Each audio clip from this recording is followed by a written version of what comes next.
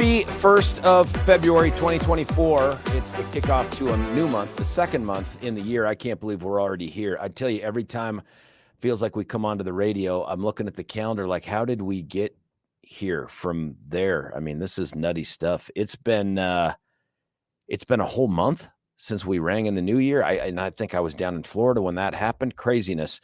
George Brockler on the George Show on this Thursday. Weather today is going to be the best it's going to be for the foreseeable future. So saith the bone rollers out there in the weather world. 62 degrees, a high again. I think that was yesterday too. I still couldn't find an excuse to be outside other than in my car for all the work that was going on yesterday. Tomorrow, 52 degrees, which sounds nice, but rain starts to develop Saturday and Sunday, rain and snow. It had been snow on Sunday, but they've changed it up. They've decided to go rain and snow, 42, 40 degrees. That's a change. They had us going to 38 before. They're constantly tweaking this. What they don't ever do, and I don't know that I'm ever going to be able to solve this with the time I have on the radio, but I really want them to do an after-action review. Like in the rear-view mirror, we need to see what they predicted and what actually happened. I just give them 2-3 days. It's not going to happen. Monday, 48, Tuesday, 50, Wednesday, 53. None of those matter because, as we've been told before, that's it, folks. They just don't know after 3 days. They really have no clue after 3 minutes. But 3 days, they've said, we really can't tell you anything that's going on. This day in history, thank you to our good friend Aaron, who hooks us up constantly with more of the history stuff than even I find through my own little trollings around here on the internet. Big one, 1587. And by the way, if you want to see a great couple of movies with Cate Blanchett, go watch Elizabeth Part 1, and I think there's an Elizabeth 2, but 1587 on this day, on February 1st, Queen Elizabeth the First, she gets revenge on her sister, Mary Queen of Scots, and signs her death warrant. Actually, it's her cousin. Signs her death warrant. Let's see here. Another one we've got that's an important one. Boris Yeltsin, born on this day in 1931. Clark Gable, born on this day. Ed Koch, longtime big personality mayor out of New York City, passed away in 2013, 11 years ago. Wow, at age 88. If you're a Super Bowl fan, and I am, the halftime show, and if I say Super Bowl and halftime show, you don't even need any more information to know exactly what I'm talking about. This is the anniversary, the 20-year anniversary of the boob grab heard round the world. That was the Justin Timberlake, Janet Jackson, I think it's Miss Jackson if you're nasty, ripped off that thing that they then claimed we didn't know that was going to happen. That just came out of nowhere, something in a box. I can't remember what it was, but I remember seeing that on there and the instant controversy, which I'm not even sure that was unintended controversy. Like, how they do things to just get attention. Yeah, absolutely they did. But that was that. Spacecraft Voyager. Yeah, that sure seemed to kill their careers. Right. Yeah, over. No one's ever heard of them again. Yeah, that's what people said. Yeah, this is over. We're canceling them. And that didn't work out. It's done. It's done. 1923, a private army of black shirts. Anytime you hear private army, you start to shudder a little bit. That had helped a guy in Italy come to power. His name was Mussolini. They were officially transformed into a national militia, the Voluntary Fascist Militia for National Security. That could never happen again. No, not at all. There's no chance of that. None at all. Ever happening. Nope. This is, again, if you're an attorney, happy birthday to the Supreme Court. The very first session of the U.S. Supreme Court was held in New York City on this day in 1790. Man, that's 234 years ago. And since then, it's been largely downhill. That's that right. Was their peak. They've grown the team. They had it's kind of like Menudo. Yes, it is. You know what I mean? Yes. They're still around. Reference. They're that still around. But the members have changed. Yes. The band's gotten a little bigger. Yeah. But they're just not as popular as they used to be. Yeah, that is a great reference. And then one other one, and this one isn't a high note. It's much more of a low note there, but I think it was Space Shuttle Columbia. You may remember this, Billy, if you found that sound from 21 years ago. Challenger. No, Columbia. Oh, I thought Columbia. Yeah. Space Shuttle Challenger was back in the 80s. Oh, I did not know. I got the Columbia. I got Oh, the we've got Challenger one. Yeah, because I said Challenger, and you said, and then we kept talking about something No, else. I think what it was is you said, "Oh, the shuttle that blew up." I Yeah. go, "Yes," and I think then we needed more specificity because we've had more than one. Space Shuttle Columbia destroyed on this day 21 years ago, returning to Earth. Oh, that's right It there. broke Yeah. up and disintegrated about 40 miles above Texas. All 7 crew members died in that thing. Just a horrible tragedy. Just a reminder, though, that this whole space thing that we used to really be big on, not a guarantee, man. Not a guarantee that you're going to make it back. Something else, though, that happened that you and I started talking about before it became apparent this show was going to go live. At the time, it always does every day. Predictably, yeah. Every day, though, we're still shocked. A predictable surprise. Yes. Which I don't know if that's a real thing. I don't know. But that's just what happened. Yeah. You were starting to talk about really one of your very unique trivia moments, I guess, yesterday. It was just different than the other ones that you've had. Oh, it was so good. And that's because it was clothing optional. Yes, it was. And luckily, I had done the full, wax. So I was gonna thought you were saying full Monty. No. Billy. Everything had been waxed and I was shiny like a new little baby.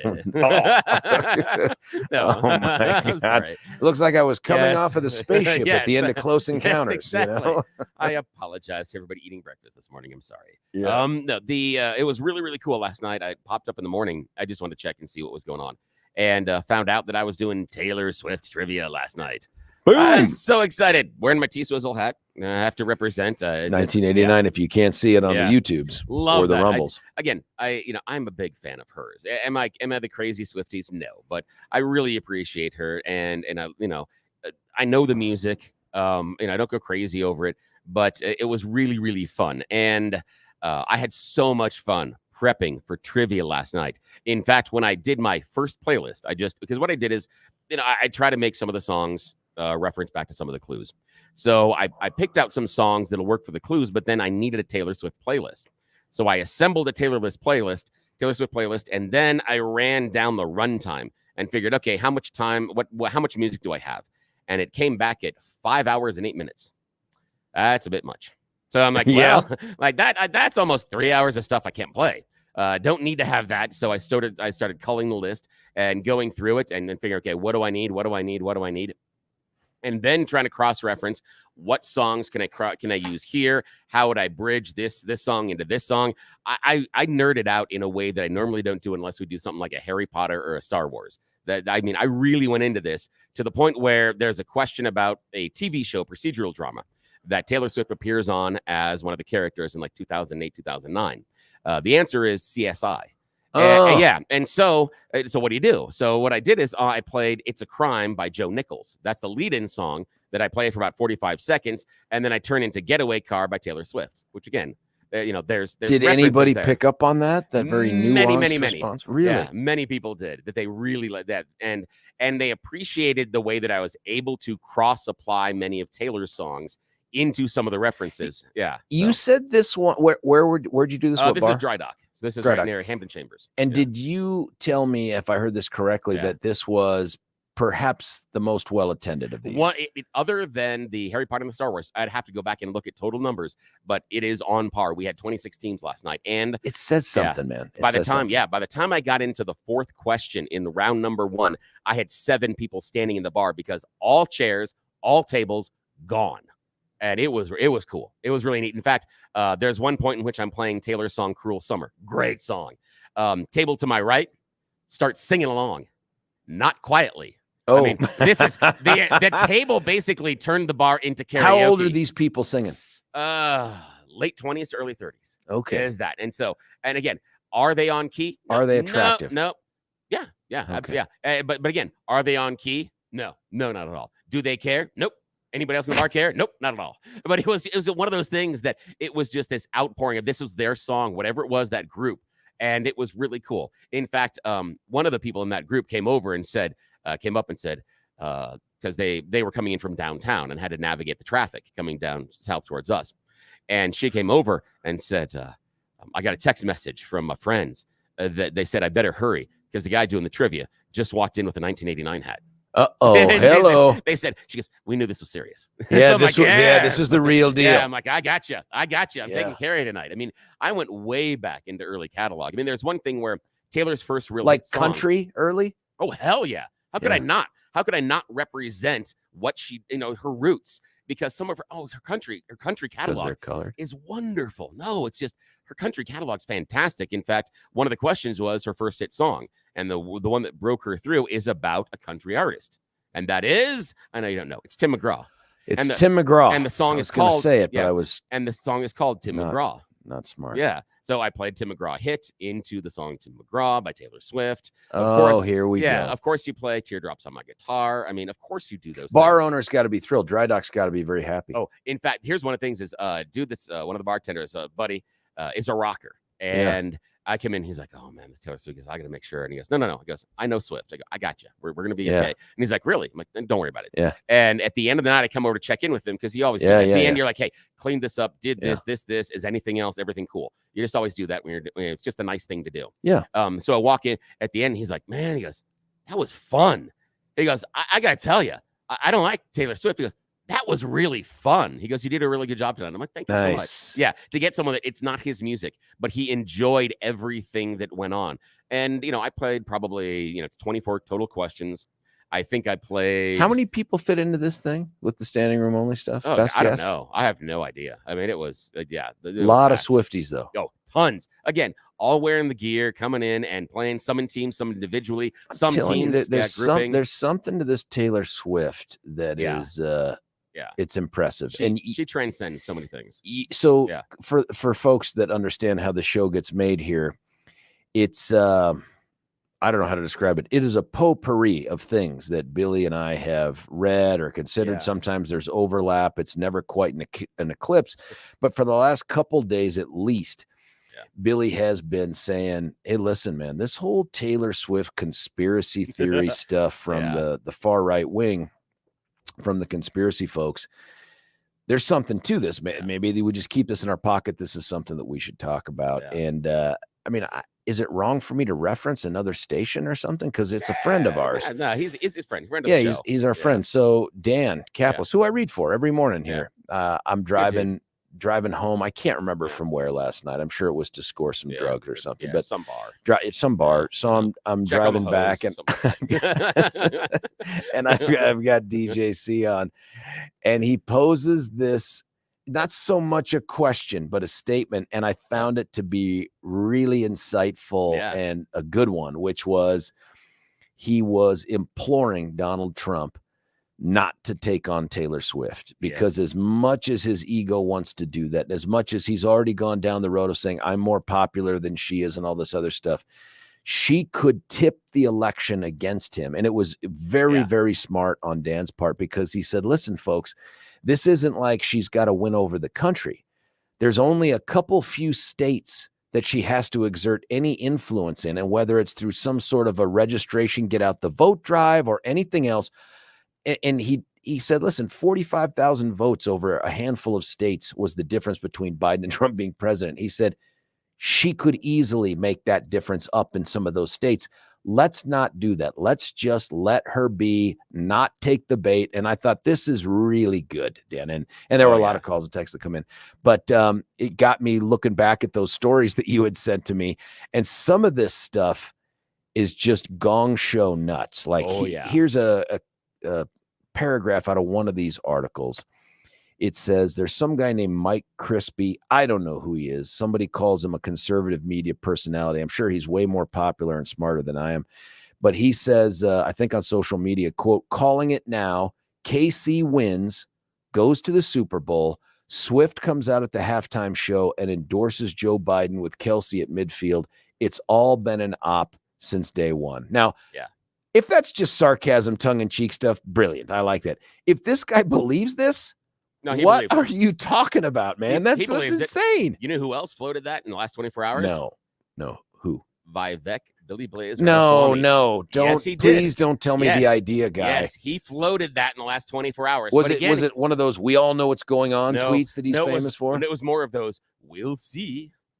We'll see. It was that I'm going to give you the conspiracy theory and then slightly step away from it to then I can deflect when it doesn't come true to say, well, I didn't actually believe it. Even though I shared it with you and gave it air and said this probably could happen, I didn't actually endorse it because, that's how Vivek dances. Again, I am surprised how scared the GOP is of a pop star.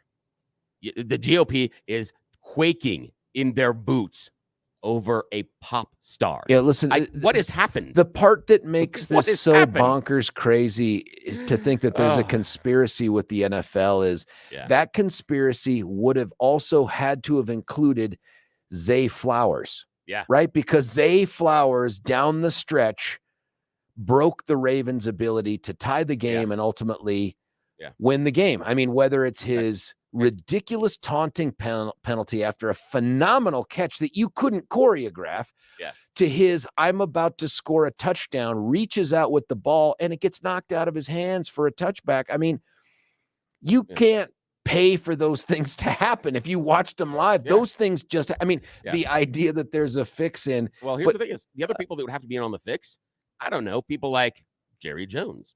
Because again, if there is the fix in, if the NFL and the deep state or whatever it is, put the fix in, because the story is it's the NFL season.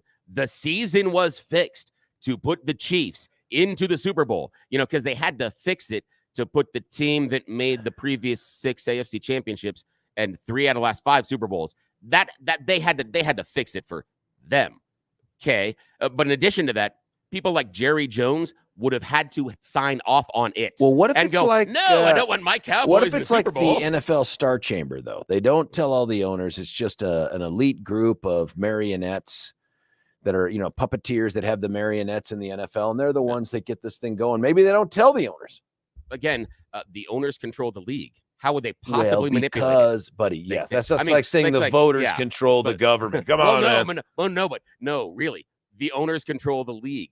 The NFL commissioner is employed by the owners. Yes, but even that's different. At the that's end different. Of the day, if we had 32 voters and they get to pick the president, okay, because now we have a concentration of power. But the idea is these 32 they run Roger Goodell. And if you're telling me a bunch of these old white guys signed off on the idea of let's get the woke message out there and support Biden. I think that you're missing the point, and that is that secretly the NFL is owned by Soros and Dominion. Oh, I forgot. And they're the ones that are pulling the strings. And I think Hugo Chavez. I think he owns it.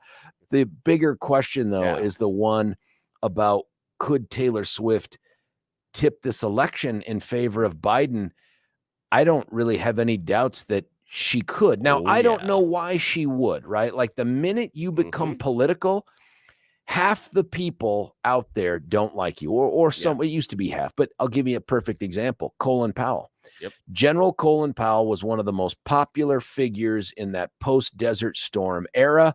The minute he came out as a potential candidate for president as a Republican, he lost a ton of support. That's just how this whole tribalism thing works. Well, if you're in the business of selling records and music or whatever it is, my God, do we even sell records anymore? Is that just a term? No, we sell a lot of records. Vinyl? Tons. Really? Vinyl for the first time. Oh, wait, hang on a sec here.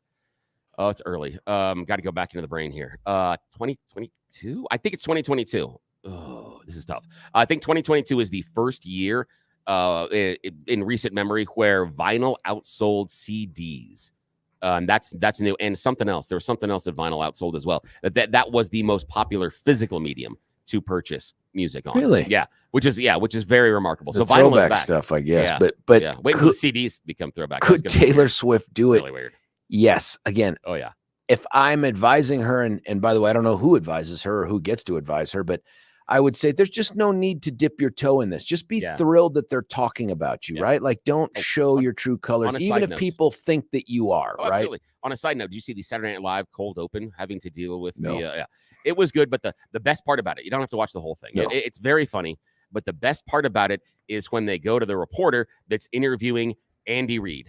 So again, it's Saturday Night Live's version of Andy Reid. They're like, well, what about this? The end of the playoffs. And they're like, what's the thing? Because the whole theme of this is that after the championship, the football season's done after AFC and NFC championship, because the Super Bowl is not a real game. The Super Bowl is about, you have your friends come over that don't watch, and it's a halftime celebration, and it's too long and all this other stuff. And so, like, it's really the end of the season. This is the end of the season. We're all sad. And so they talk to and they go to Andy Reid about what's making him sad about the end of the season. And he's like, I don't get to hang out with Taylor Swift every week anymore. And I'm like, that's the winning joke. That's it. That was the best joke of the entire night. It was the idea that he's sad that he doesn't get to hang out with Taylor Swift anymore. That's wonderful. Not that she needs anyone's money. No. I mean, she's a billionaire, I guess, now. And not that she needs my advice, but I would just say there's no need to do it. Let people think what they want. You don't care. Just don't come out and take up anyone's cause. But I'll tell you, if Trump were to poke the Swift, so to speak, I think she could really make things ugly for him. She could make it really ugly, because you do not mess with the Swifties. In American music, it is Beyonce and Taylor Swift. You do not mess with that fan base. Internationally, K-pop. The K-pop are the only K-pop is the only fan base that, for me, more than J-pop. Yeah.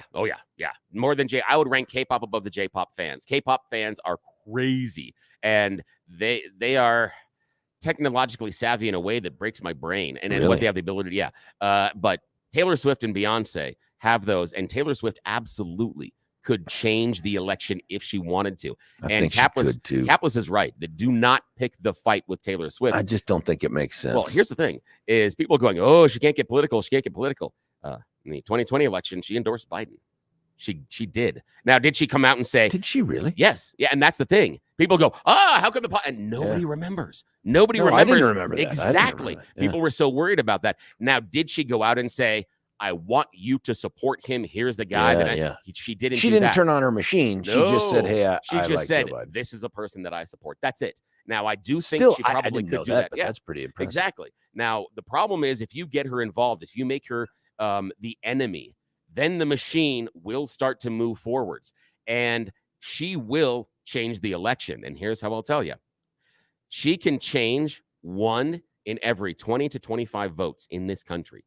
I guarantee it. And that swings an election. You're talking about 45 votes over the country. Taylor Swift in some states can swing 45,000 votes by herself. She can cause that to happen. And it's not the idea of, I was going to vote for Trump and now I'm going to vote for... No. She's going to have people that haven't voted before. That's what I'm thinking. I'm thinking what's going to happen. A couple of throwaway, doesn't cost her much money at all concerts to say. Can you imagine that, showing up in Ohio or Michigan or wherever and saying, I'm going to do a get out the vote free concert. All you need to gain admission is to show that you've registered to vote within the last week or something like that, as a Dem or so, I don't know. And then just show up. And then all of a sudden it's like, I mean, that's its own earned media. She'll never have to spend a penny to get it advertised. I don't know. There's something to this, man. My hat's off to Danny, because that was a really insightful thing to identify. Now, listen, in full disclosure, and Dan, if you're listening, you know this is true. I don't agree with much of what you say about Tim Tebow. And I mean, not in terms of him being a quality human being. He's one of the best guys out there. Great quarterback and all that, but that he would have taken us to multiple Super Bowls. You can't get me there. But on this, you could get me there. Let's go to the phone lines right now. Billy, I don't have that little call tracker up because I'm an idiot. Hey, Melissa, you're on 710 KNUS. Melissa, what do you think about all this? Well, I have a theory that this whole Taylor Swift thing, because here we go. I think that she could actually convert some undecided people that are annoyed about hearing about Taylor Swift all the time, are going to say, oh, I'll vote for Trump. So you think it could actually have the opposite effect? I think it could. I don't think she's going to cause anybody that wasn't already going to vote for Biden to vote for Biden. I think she's going to convert some independents, some undecideds to Trump. Now, Melissa, what about the idea that she motivates people that are not regular voters? And this is the idea. If you go back to our National Voter Registration Day, she just on Instagram, nowhere else, posted one message on Instagram, register to vote, and had a link. She didn't say register Republican. She didn't say register Democrat. She just said register to vote. In the under 35 category, they saw a 110% increase in voter registrations in that year versus other years. That's the issue. Is if she comes out and says this, it's not about the idea that the independents are going to go, oh, I don't like it, because you're looking at it as a closed system. The issue is she brings in new voters. That's how this Yeah, entire balance changes. I agree with Melissa, though, that I don't think she's going to change anyone's mind. I don't know how many people are on the fence in a Biden-Trump election since it's part two. I agree with you on that, Melissa. But I think Billy's point is interesting. What do you think about that? That it's not who exists on the voter rolls, it's who she can get to exist on the voter rolls. Well, I think if she's gonna convert anybody, it's just gonna be really super young people. Agreed. Because everybody else is seeing what's going on. I don't think it's worth Taylor Swift, like she's doing fine. Everybody else is not. Yeah, but isn't that the concern, that she finds that sweet spot of young voters who are impressionable, but who are also not really feeling whatever's going on in the economy or paying attention. You know what I mean? Like if you're in that 18 to 25 age group, are you really seeing it? Are you really feeling it? And I don't know the answer to that, but I imagine if she could get a certain percentage of them, not even a huge percentage, 8%, to simply show up and register and decide to cast their vote. I mean, that's the end, right? Like if all Biden needs to do to win is to come up with, let's say, make this up, 50,000 votes across 3 states, Michigan, Ohio, Arizona, whatever, game over. I feel like the independents, like I said, or the undecideds, and then I bet there's going to be a lot more Black kids voting because their parents are going to tell them to, because they're mad about this whole migrant thing.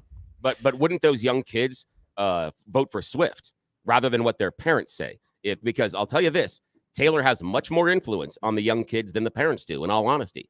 And so if you're assuming that the young kids are going to make a choice, I guarantee you it's not because what their parents are going to tell them. If Taylor comes out and says, I want you to vote for Biden, it doesn't matter what mom and dad say. In reality, I'm talking about young kids in Chicago. Yeah, me too. That are being displaced, stuff like that. But yeah, I know, anyway. but me too, Melissa. I'm talking about young kids in Chicago, young kids in Ohio, young kids in Arizona. The kids that showed up. Well, we had 20,000 in Illinois kids. Isn't in play. Well, but again, we had 20,000 kids show up to stand outside of Taylor Swift venues when she was performing a concert.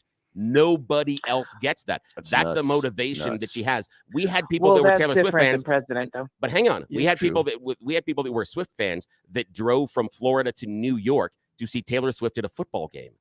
That's the connection they have to her. So if they secretly have a Miley Cyrus CD, but I'm not going to. Miley's great. Go to her. No, but Melissa, you would see Miley Cyrus very different, not in the same stratosphere that Taylor Swift is, right? Like she's popular, but not like Taylor Swift popular. Like in fact, name another pop star out there who is as influential and popular as Taylor Swift. I'm not sure, but I'm not paying attention as much Beyonce. these days. Beyonce's the only one. Billy says Beyonce. Yeah, she's the only other one. Maybe. Oh yeah, she is. Yeah. You think she's as popular as Taylor Swift? Yep, absolutely. No, really? I don't think as many moms like Beyonce after some of the concerts she's done. Well, that part's true. Yeah, but her total fan base. Oh yeah. Melissa, I think though that we can agree that whatever the outcome of this, it would be best if President Trump were to just not poke the bear, right? Like there's no reason to engage her. You'd agree with that? Yeah, and I don't think he will too much. I mean, he's pretty smart about that. He's got certain people that he knows he can mess with, and certain people. I mean, like the archivist. But I mean, Melissa, walk. Like help he me. doesn't. He didn't pick on Huckabee. He didn't pick on certain people. Aren't those people? But those are people that are in his party that he agrees with. Show me someone that views as someone. No, but show me someone that he views on the other side, and he views Taylor Swift on the other side of the issues. And he just recently said that he is more popular than Taylor Swift. That's so the one that gets me, Billy. Plays into this. Melissa, I don't really think it's that he's opposed to Taylor Swift as a political opponent. I don't think that's as important to him. I think really the bigger thing is I'm more popular than she is. That's what probably would motivate Trump to jump into this thing. And I hope he doesn't, because it's unnecessary. It's like an unforced error. There's no need to go down that path and kind of elevate this issue beyond anything else, especially when we're trying to win back the presidency in the country. But, oh man, I don't know. Melissa, hey, thank you. Popular is one of those words that he likes to say. He sure does. It sounds, he loves it. Yeah. Okay. Melissa, thank you so much. Great phone call to get us kicked off. Tony Tony from Littleton, you're on 710 KNUS. Tony, what do you think? Hey, well, good morning. Well, I think you made a good point there. I can't remember when Trump ever committed an unforced error.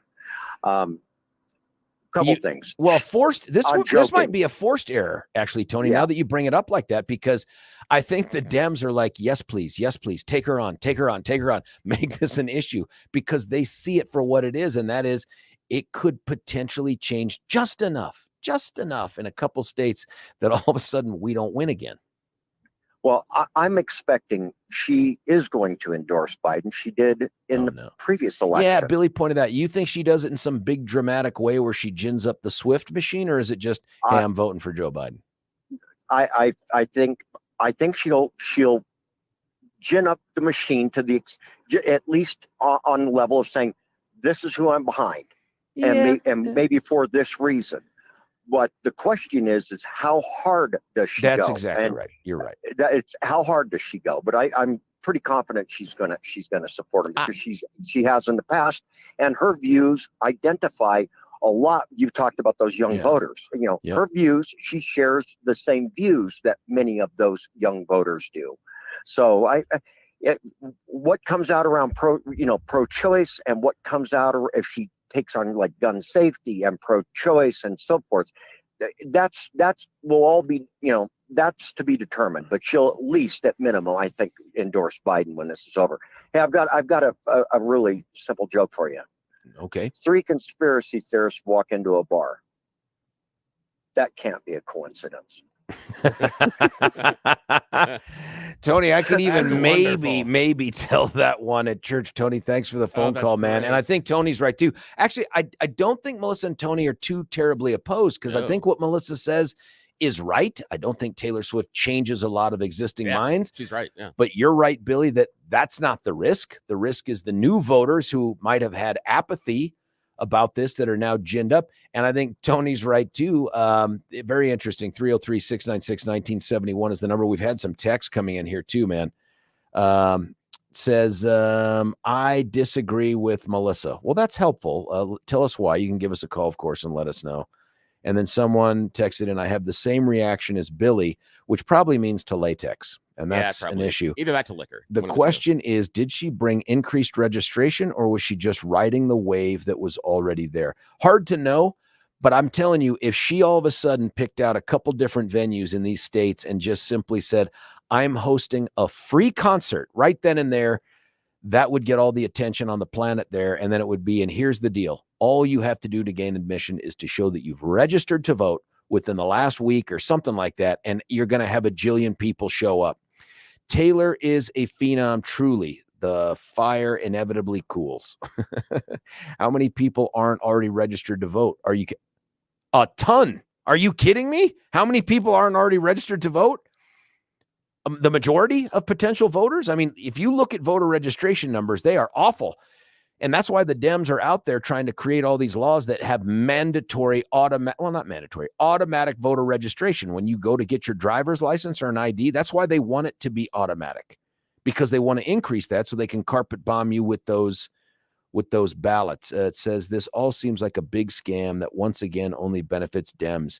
I don't know about scam, but it would benefit Dems. The idea of the scam. How are we defining scam? How is this? And who's behind it? Well, the idea is, how is it a scam for a popular pop star to support a presidential candidate? I mean, again, I'm curious where the scam is involved. And again, if it is her individual beliefs, where's the scam? And this is the part that I find fascinating, is I never thought in America that I would live in an era where we have one political party that is scared of a pop star. The GOP is shaking and fearful that one pop star will come out and possibly endorse or even actively support the other candidate. What has happened? What has happened to the GOP as a maybe party? It would be like, what if, and I don't say that she's Elvis, but could Elvis have come out and tipped the scales?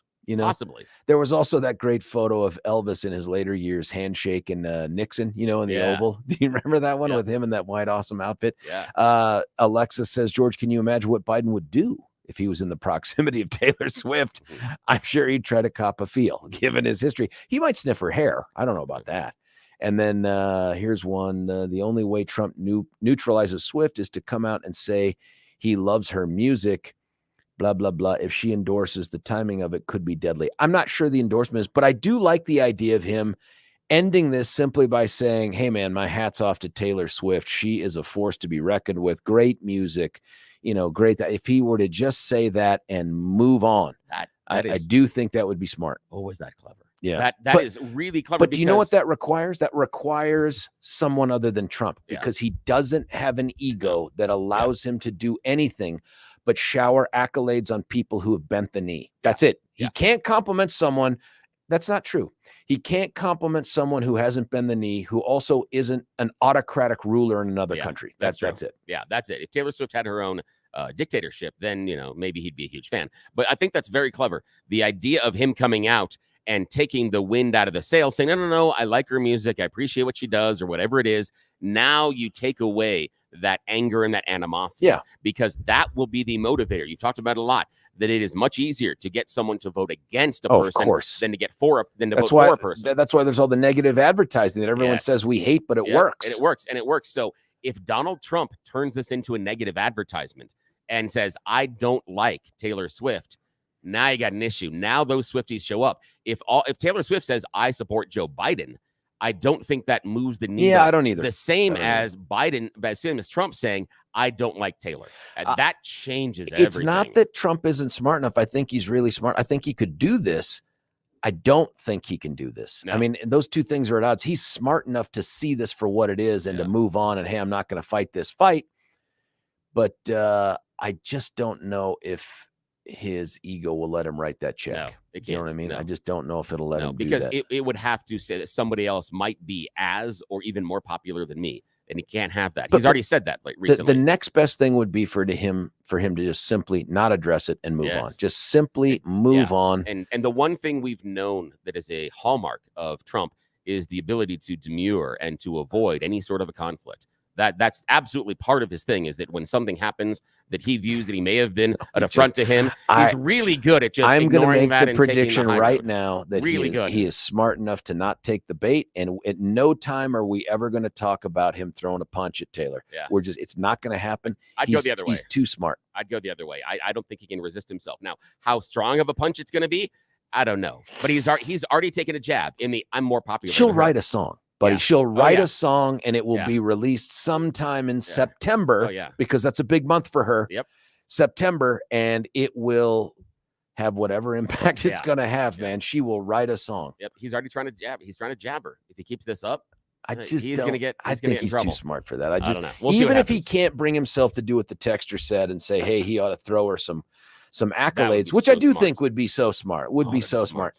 But I just don't think he takes the bait. And then there are going to be folks out there who have texted in and said, like, hey, I don't think it makes a difference. I just don't think you can do that. This isn't like someone who's semi-popular in a movie or a TV show. Tom Cruise couldn't do this. Tom Cruise coming out and campaigning for or against Biden would make no difference ever. She's different than that. Yeah, she created economic earthquakes in cities during her tours. Speaking of earthquakes, we had a study, buddy. Common Sense Institute did a study of her economic impact on Denver from a 2-day concert. Yeah. They don't do that for anybody else. Her crowd registered seismic tremors during the concert in Seattle. It registered as small earthquakes. Don't tell me she can't move the needle if she wants to. Man. The issue is, does she want to? I don't think she does. She'll endorse Biden, but will she be active? And is she going to pick issues? I think it's a risk to her brand. I think it's a risk to her brand. She can be just lefty enough that she doesn't alienate the popular Hollywood music types. But I just don't see her wanting to be like, I'm going to get invested in this campaign at this time. But if she did, I don't see her being an activist. I don't see her going around touring around and doing concerts and things. And who's the Republican response, by the way? Who's that media darling on the right that people are like, well, match your Taylor Swift with the guy that used to play Hercules, or Kevin Sorbo. I mean, I like Kevin, but or Ted Nugent. That's going to work well. Cat scratch fever. Yeah. could be the answer? The thing for me is this, and I'm going to do this because I like to take shots at the news. Oh, here we go. Yeah, I love to take shots at the news because he is all Mr. Pro-America. I appreciate that from him. That he's all, we got to do this and that, and we got to defend America, and what do our founding fathers say? And this is the same guy that when his number was called in Vietnam, he stood in a room full of other adults and shat himself so that he would not have to answer the call. No, he did not. Yes, he did. And so that he would not put our American flag on his uniform and fight for the freedoms that he so desperately says that he loves and clings to when he had the opportunity instead of doing it. Story, man. It is real. Well, I haven't read it. I'm just asking. No, he stood in the line and he shat himself so that he could get kicked out and not go to Vietnam. So I got nothing. Look, for news. Everybody's been down that road, but not to avoid the draft. Exactly. Like, of course, I've drank enough that became an issue. But we've all had that choice. It's like, well, we should really step aside. I've never done it to get out of something. In fact, if I'd had the choice, I wouldn't have done it, right? Like, if I had control, I certainly would not have done it.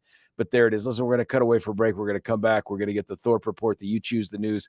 Stick around. It's George Brockler, 710 KNUS. Want to take your favorite radio station wherever you go? Well, now there's an app for that. No matter where you are, stream your favorite shows. Tap the app to listen to podcasts. Talk back to your favorite local hosts. At the tone, leave a message. Call the show. Set your alarm. Enter contests and win prizes, all in the palm of your hand. Available now for iOS and Android devices in the App Store or Google Play.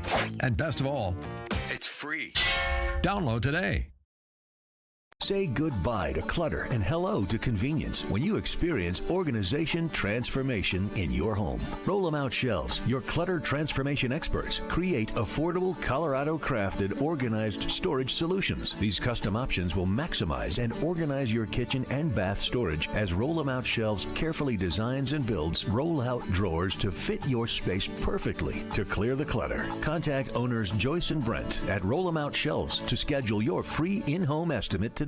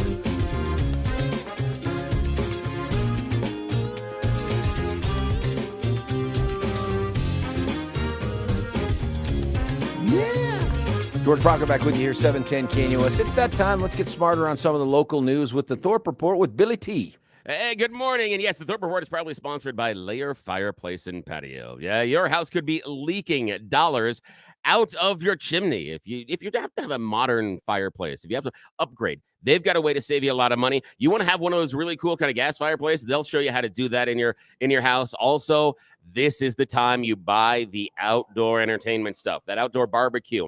Thousands of dollars available in rebates. You don't have to find them. They'll point you to them. Go check out their selection. They've got some amazing deals going on right now, and you will save thousands. Plus, you get to brag to all your neighbors when you're cooking up those steaks over the summer. Just saying. I'm helping you out. I here. still love Yeah. the fact that we have an endorsement. I can't believe it. I think that's a mistake, but I'm just kidding. All right. A strong storm surge could lead to several inches of snow in the mountains and possibly widespread rain snow mix in our Denver area over the weekend. After, as George outlined, our string of 60-degree days in Denver, a strong storm system is moving in late today into tomorrow. Winter storm watches are already in effect for most of our higher elevations. Now, the Delta Airlines pilot has filed a lawsuit after his foot got nom-nommed in the moving walkway at the Denver International Airport. Yes, according to the complaint that was filed December 2023 against TK Elevator Corporation, the company was responsible for the maintenance for those moving walkways. The incident happened late in 2022. The pilot, who lives in Utah, was making his way through the airport. He was approaching the end of the moving walkway, suddenly felt a surge of pain in his foot, and that's when he looked down to see the walkway trying to consume him. Basically, What? well, God. that safety, the yellow safety thing at the end of the walkway, one of those was missing. He didn't notice it, and so it was. So basically, it could eat up your feet. Yeah, didn't you know that? Yeah, here's how I know that. Yeah, because Dan Kaplis helped prosecute on the Yeah. plaintiff side some of those cases when that thing happened at Coors Field. Yeah, exactly. And that is one of the things. Again, as a parent, one of the very first Oh things my God, that's I scary. ever taught my kids was this elevator or moving walkway can eat you. Stop Yeah, it. And I showed them. You watch the gaps on the side, and you watch the on and the off. And I'm sorry that this pilot's foot got eaten, and yes, it should have been repaired. My God. However, you need to be paying attention Where when was you it? get to the end. DIA. But I'm sorry. Holy crap. There's part of it for me is those things are dangerous, and you got to be paying attention, getting on and getting off. If you're not paying attention, Yeah. you're getting to the end, and the Yeah, thing running. yeah. There's for me, Awful, there's a horrible. little bit of liability on you not noticing this. This thing it's not super safe, people. It's ridiculous. Yeah. That That dude ought to call Kaplis, just yeah, saying. he really should, but okay. Also, police in Pueblo seeking the whereabouts of 2 children after the remains of a child were found in a storage unit earlier this month. Remains were found the morning of January 10th inside a container filled with hardened concrete in a storage unit in the 600 block of West 6th Street. Nobody really knows where that is. We're in Denver. Police officers were initially called to the storage unit after a person located the container and said the remains inside. The children have been identified as 2 children that had been missing since 2018. They now have 2 people of interest, but they have not talked to them or arrested them yet. We have an Amtrak train that derailed Monday night after it struck a truck that was on the railroad tracks in Weld County. Might have heard of this. None of the 69 passengers, our favorite number, on the train were seriously injured, but one was taken to the hospital with minor injuries. However, investigation is going on, and oddly enough, that's a very dangerous crossing. There are no railroad lights or gates. This is a railroad crossing across a road, no lights, no gates. The Federal Railroad Administration reports that that particular crossing has the highest number of highway rail incidents compared to the rest of Colorado. It is higher in Weld County than anywhere else. Data shows since 2017, 46 incidents in Weld County, and Denver's next with 35. Also, top city officials acknowledged in front of Denver City Council yesterday they're not sure how much money it's going to cost when shelters discharge migrant families at the beginning of next month. That's reassuring. I have no idea how much money we're going to have to spend. That's great. And friend of the show, Colorado Attorney General Phil Weiser, and 23, I love how you do that, and 23 other attorney generals filed an amicus brief to the U.S. Supreme Court to overturn the medication abortion restrictions on misoprostol and misoprostol. I'm going to just take a stab in the dark here. My guess is 23 other Democrat attorneys general. Just guessing. Just guessing. Yes. And that's going to be that'll be a really, really interesting court case because there's some interesting things involved there. And finally, huge tip of the hat to Columbine High School head football coach Andy Lowry. Congratulations, Mr. Lowry. He was recently named the AFC recipient of the NFL's 2023 Don Shula High School Coach of the Year Oh, that's Award. really cool. Yeah. So again, That's we got really the High School cool, Coach man. of the Year. Here, congratulations. Yeah, that's super We cool. appreciate you, Mr. Lowry. And tip of the cap. We salute you. That's all I got, my friend. Listen, let's cut away for a break. Come back for the really good stuff. My God, if we can. It's called You Choose the News. George Brockler, 710 KNUS.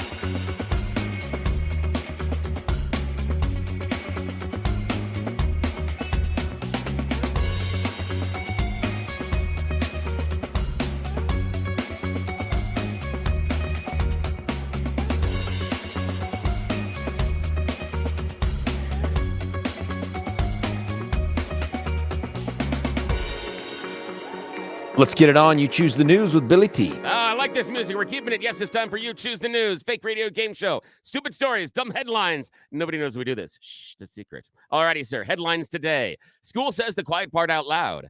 Oh, great. Now we need to be afraid of the birds. Schools ban advertising and making kids safer or new approach to sex ed. Your choice, sir. Choose carefully. Sex ed. All right, making kids safer, a new approach to sex ed. We're going to Auckland, New Zealand. High school there has installed glass doors for safety, security, and sexual education in their bathrooms.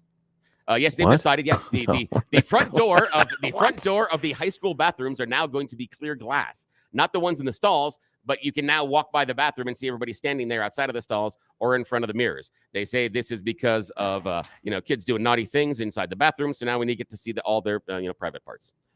I know. Okay. I know. Where was that when I was in high school? Exactly. It's sex ed. First off, I never really used the bathrooms in high school anyway. It was like a petri dish. Go on. Sorry. School says quiet part out loud. Great. Now we need to be afraid of the birds. The school bans quiet part. Quiet part out loud. Yes, school says quiet part out loud. Houston, a Texas school district, is facing backlash over whether or not it is smart to have a lesson plan encouraging students to determine whether or not slavery should now be legal. What? Yes, the Houston Independent School District has a conversation, and they say that one of the assignments to the kids is maybe we should make slavery legal still.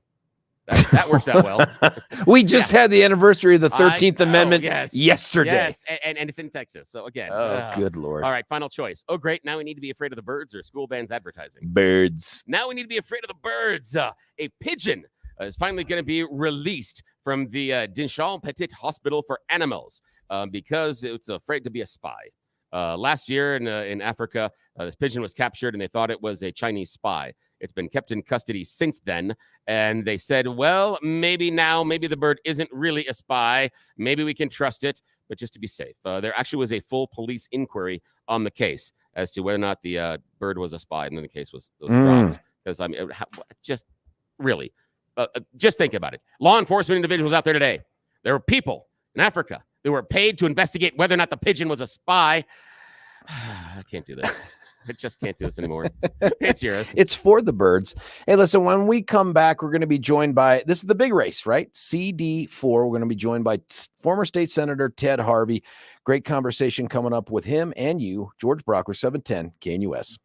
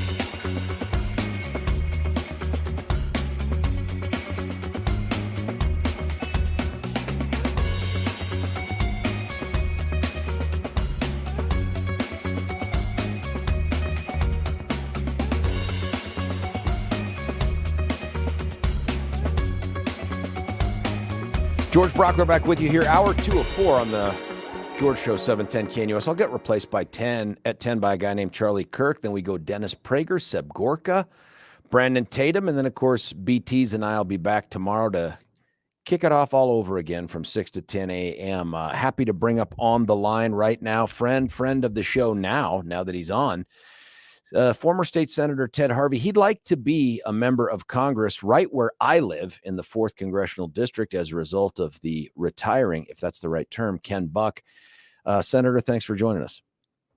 You bet. Thanks for having me on. I appreciate it. Now, listen, I know you don't normally roll out of bed until noon, so if you stammer or stumble over your words. Ted, there are folks out there who remember you from all the great work you did under the Gold Dome when you represented me and a bunch of others out there in Douglas County, but there are going to be a bunch who are like, I've heard of Ted Harvey, don't know anything about him. Can we let them know who you are, where you grew up, all that kind of stuff? How did you get here from there? Well, thank you for having me on the show. Sure. I appreciate it.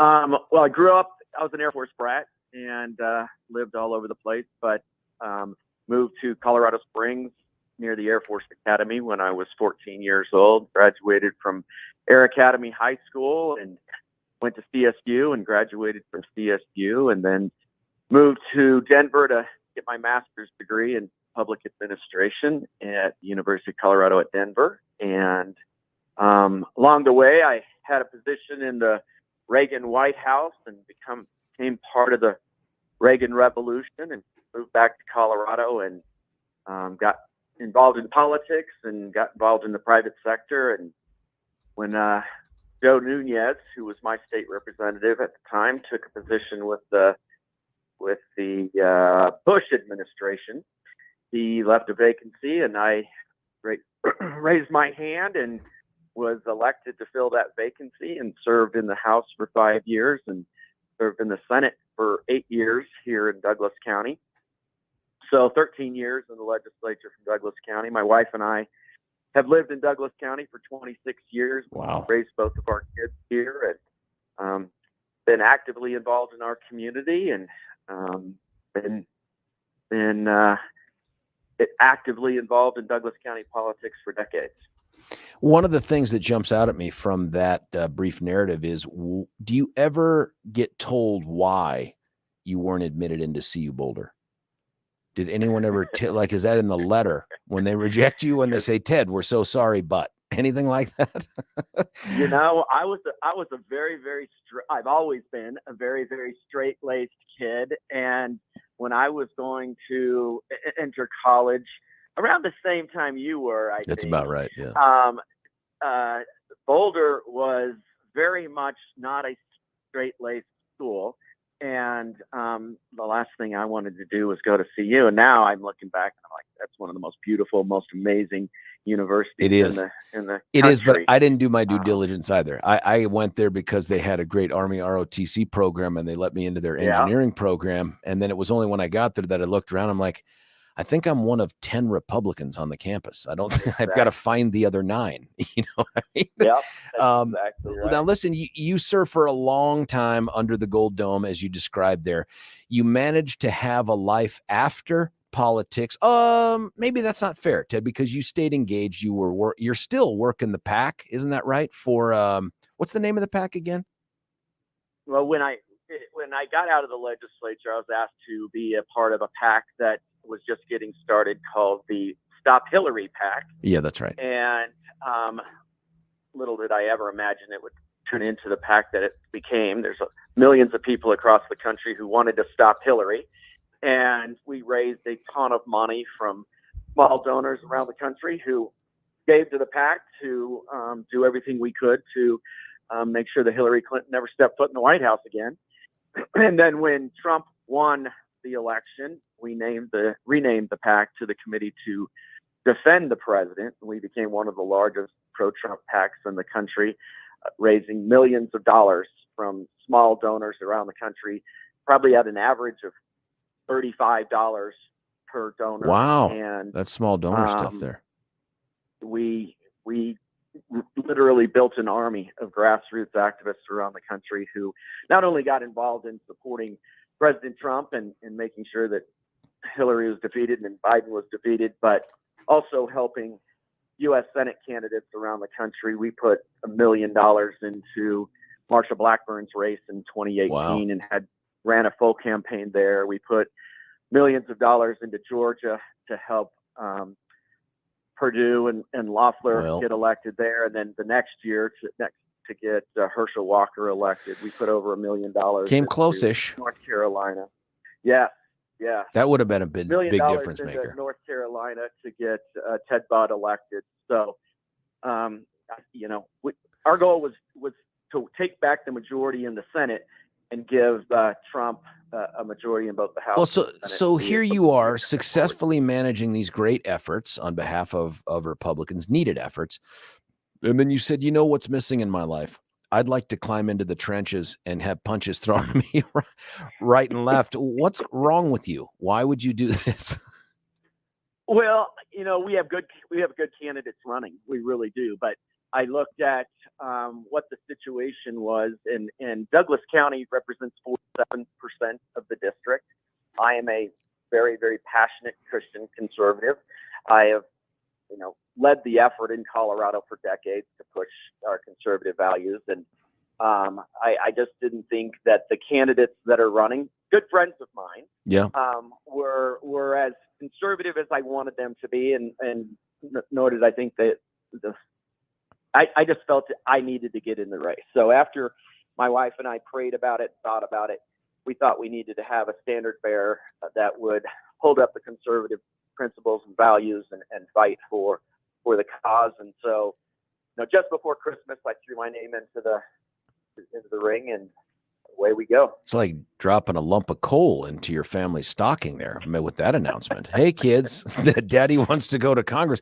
We're talking with former state senator Ted Harvey. Talk about the conservative piece with the others up there, because, you and I were together a week ago tonight up there at Fort Lupton for that great Women of Weld Lincoln Club of Colorado forum, first of its kind. And you guys all seem to get along pretty well. I mean, in fact, when folks were asked, who do you support, who would you like, and all this other stuff, I mean, listen, your name came up. I mean, Jerry was talking about, how much respect he has for you and how you'd be his choice if it wasn't him and all this other stuff. Where do you think you stand out from that crowd on that stage on conservative issues? What are the ones that jump out to you like, listen, they're just not where we need to be on this? Well, I think if you look at immigration reform, that's without a doubt the most important issue facing America today. Every politician in America is now saying, I'm for closing the border. This is an issue that I've been a champion on since the day I walked into the legislature back in 2002. I've carried over 13 bills on illegal immigration, outlawed sanctuary cities in Colorado, outlawed driver's license for illegal immigrants, multiple other bills. And this is not, Johnny come lately to this fight. And that's why I've been endorsed by Tom Tancredo, who was, the godfather of the movement to secure our borders. And no other candidate in this race has ever carried a single bill on illegal immigration. It was never an issue for them until now they realize that the voters across the country are taking this issue seriously. And I'm the candidate that's done that for all these years. There's no doubt that on the life issue, like you had said, I'm one of the state champions on fighting for the sanctity of life. Absolutely true. Yep. And have carried multiple bills on that issue, and passed the only bill that's ever restricted abortion, which was the Parental Notification Act. So again, none of the other candidates have carried any legislation on abortion. And I think that that's one of the most important issues. Immigration is one of the most important issues. And if we're not going to have champions that are willing to stick their neck out, fight for those important issues when they're in the legislature, we certainly can't expect them to do that once they're in Congress. Let's talk about the pro-life thing, because one of the questions that I asked of the group, and you had a pretty, I thought, informed and nuanced answer.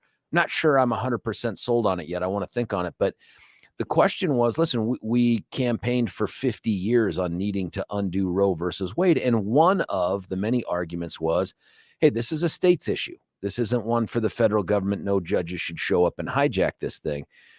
if you're sent to Congress by the voters where you and I live, would you sign on to a national abortion ban or limitation, whatever that looks like, and tell us why you would do that? You bet. And I'm disappointed that there were about 5 of the 10 candidates running that said that they would not support a federal ban. I think that, the Declaration of Independence lays out the fact that we are all created with certain inalienable rights, life, liberty, and the pursuit of happiness.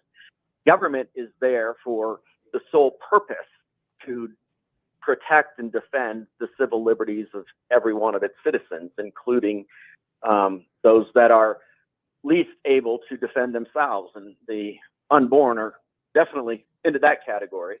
And I think that the federal government has an obligation to pass legislation that will protect the unborn. And it's not a states' rights issue. The Dobbs decision did not say it's a states' rights issue. They simply said that abortion is not protected in the U.S. Constitution, and it's not. That was a terrible ruling originally in the Roe v. Wade decision. So now it's left to the federal government gets to make the decision, and the states get to make the decision. And I don't think any state has a right to kill unborn children.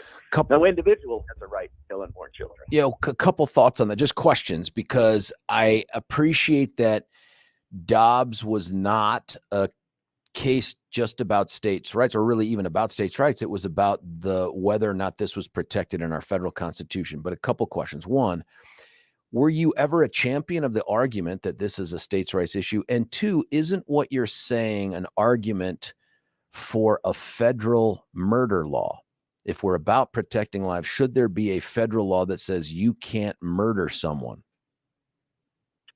No, I've never been a states' rights issue on the abortion issue. I've always felt that it is a federal issue to protect life, just like it's a federal issue to say that one state can't have slavery and one state can have slavery.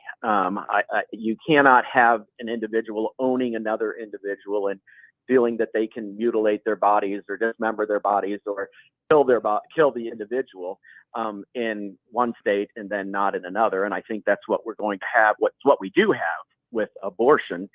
So I think that it is a role where the federal government's going to have to intervene at some point.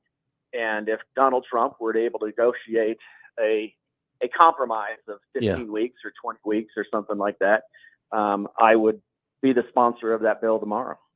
It would, I like the analogy to the slavery issue, because you're right. We would never allow individual states to do that. We think we actually amended the Constitution to put that in there as the 13th, and that the anniversary for that was yesterday. But in terms of, should there be a federal murder law? Because we, outside of federal enclaves or jurisdiction, we largely leave that to the states. Is that different than what you've said about the abortion thing? Well, I think if you had some states saying it was legal to murder people and other states where it wasn't legal to murder people, I think that the federal government would have to come in and say, no, government is there to protect the civil liberties, the life of all individuals, and you can't have states saying that it's legal to murder individual citizens in those states. The federal government does not need to intervene in those situations because that's not the case. There's no state in the country that says that it's legal to murder people unless they're in the womb. No, that's true. There are varying degrees of what's covered by the individual murder statutes, but I'm not aware of any statute where it just outright says it's okay for you to go and kill another person, although they do have varying degrees of self-defense and stand your ground and all that. What's that? Colorado has that right now with abortion. You can murder an unborn child right up to the time that the mother is going into the hospital and contracting and dilating. That is murder. And Colorado does it, California does it, New York does it. Ted, I believe that the federal government has a responsibility to intervene in those situations. I've said this before, but you would be in a better position to know just because you're passionate on this thing. But I've said I think Colorado's law may be the most permissive abortion law, if not in the country, maybe on the planet Earth. I don't know. I mean, do you know of another state's law that goes farther? New York is just as bad. Just New as York bad? is Who's just as worse? Like, who is more bad. permissive? Like, you can terminate a pregnancy when they're in high school. It's the exact same. It's the exact same situation in both states, New York and Colorado. I'm just not even aware of other countries that adopt the Colorado Right. standard. Right. And you have people coming from all over the world to Colorado to seek late-term abortions. It is now a destination state for people from all over the world to get their abortion. Abortion tourism, I guess. We're gonna have some Right. sort of Right. positive economic impact from having If people that's show not up. horrendous, Wow. if that's not horrendous, I don't know what is. And nobody in this state is holding Jared Polis and the Democrats accountable. When they passed this bill, I went to the legislature and spoke at 2:30 in the morning. There were so many people that went down there and to testify. I was on the list and I didn't get to speak until 2:30 in the morning. God bless the Republicans in the legislature who debated for 24 hours on a filibuster on this bill. It is horrendous, and we need to hold those Democrats accountable for what they've passed here in Colorado. And unfortunately, they overturned. When they passed that bill, they pulled out my legislation that I had in there to at least require notification of parents if a minor got an abortion. And now that's not the law in Colorado anymore either. No, you only have to get parental permission to give like aspirin, not to change your gender or to abort a baby or anything like that. That you can keep from the parents, but the aspirin stuff, or if they act out in class, then that's all 100% the parents. Ted, when you look at this race and you've identified 10, I think there was 10, there was 11 at one point. I don't know if there will be 11 again, but all decent people up on that stage, right? Like varying degrees of experience, varying backgrounds. Maybe the biggest name, the biggest name in the race is Lauren Boebert. And she brings with her like a $1.2, $1.3 million war chest from the third, and name ID that is, I mean, it's got to be in the 80 to 90% range for the 4th Congressional District. Couple questions. One, what's your reaction to her entry into this race in terms of, one of the questions that Mike Lynch asked was straight up. I mean, and I think Mike got his back up a little bit because she had said something about him getting his gun rights back.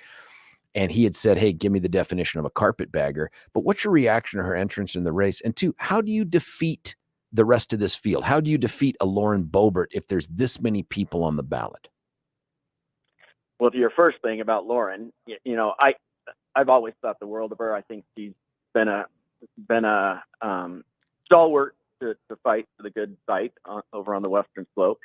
But I think it's a sign of desperation that she is leaving the third and coming over to the fourth. She barely won 2 years ago by a little over 500 votes, when in a district that's a +9 for a Republican. There's no reason she should have been that close in that race. And I think it speaks to her inability to reach her own constituents and be able to hold on to that base and get reelected by huge numbers. She should have. I think there's a lot of reasons for that, but we don't need to go into that. But I think this time around, when the Democrats saw how close it was, they put a ton of money into that race. They sure did. Her, and then she had her own personal picadillos that made the situation far worse. And I think that she decided to pack her bags and come over the mountain and come to the Eastern Plains. And, my house is over 200 miles away from her house. Jerry Sonnenberg's house is over 400 miles away from her house. There is no way she knows the issues, the interests of the 4th Congressional District. It was a vanity play and a desperate desire to hold on to power and the limelight of the cameras that she's become accustomed to. And I don't think she's going to walk in here with the open arms that she had hoped, because I've traveled this entire district and I honestly know very, very few people that support her doing this.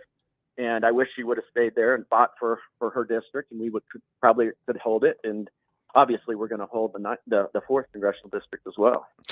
How are you going to access the ballot? I'm going through the assembly process. If I've represented Douglas County for 13 years. If I can't get through the assembly process and get on the ballot, then I don't deserve to be in this race. And there are a lot of candidates in this race, and right now 6 of them are petitioning onto the ballot. So it's going to be a big group of us on the primary ballot. And I think that with my background as a conservative stalwart and with my base of support here in Douglas County, I think we have a great chance of winning with that many people on the ballot. Do you know, Ted, how many of those 6 plan on petitioning, but also going to the assembly? Because that's this new thing that's sort of been created over the last, 10 plus years, this hybrid model that we have. Yeah. I know that Richard Holtorf has said that he is going to go through both. And from what I understand, Deborah Flora has committed to that as well. So I think Jerry is going to go through. I don't think he's going to petition on it all. So I think we'll definitely have 4 candidates going through the assembly process, and the rest of them, I don't think they've made a decision. So you've seen this, right? Like in some ways, more people on the ballot helps you and the other candidates who are trying to gobble up not so much a majority, but a plurality. But it also has got to help Lauren just on the name ID thing. And I agree with you in this way. The people that I run into at the events you and I go to down there, not a lot of warm welcome for LB, just not a lot of love because of the ideas that you've put out there. But I wonder how many other voters who aren't in the game, they aren't active. You would never describe them as grassroots, but you would definitely describe them as conservative, maybe even MAGA, just end up getting things in the mail and in their digital stuff that just enough to tip the scales. Do you think about that? Do you worry about that? Or do you think, no, I'm coming from the county that represents almost 50% of this place. I got a great shot. No, you got to take it seriously. There'll probably be 130,000 people that vote in this primary. Wow.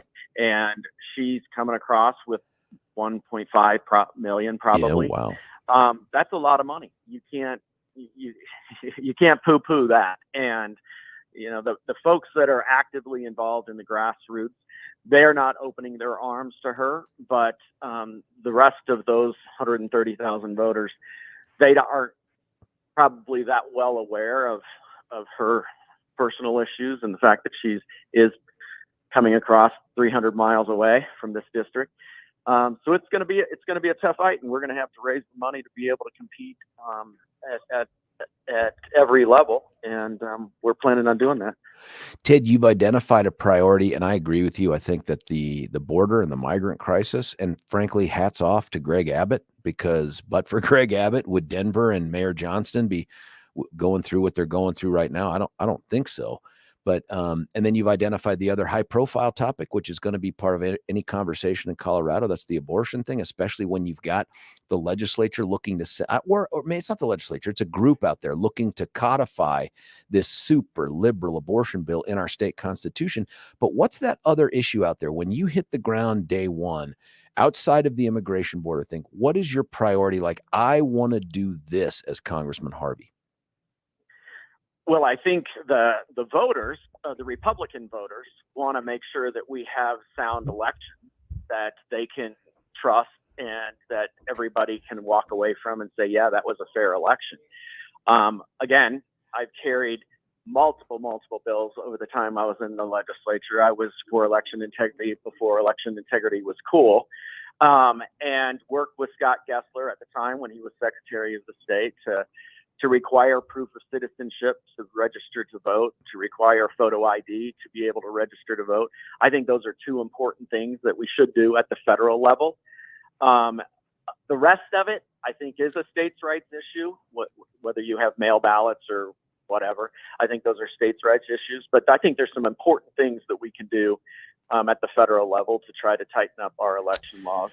I think another important thing that is for Republican primary voters is how our own bureaucracy, our own government, especially the intelligence community, did everything they could, working with social media and other folks, mainstream media, to interfere in the election and interfere in Donald Trump's administration and lie to the American people about Russia collusion or the outcome of the conversation that he had with the president of Ukraine.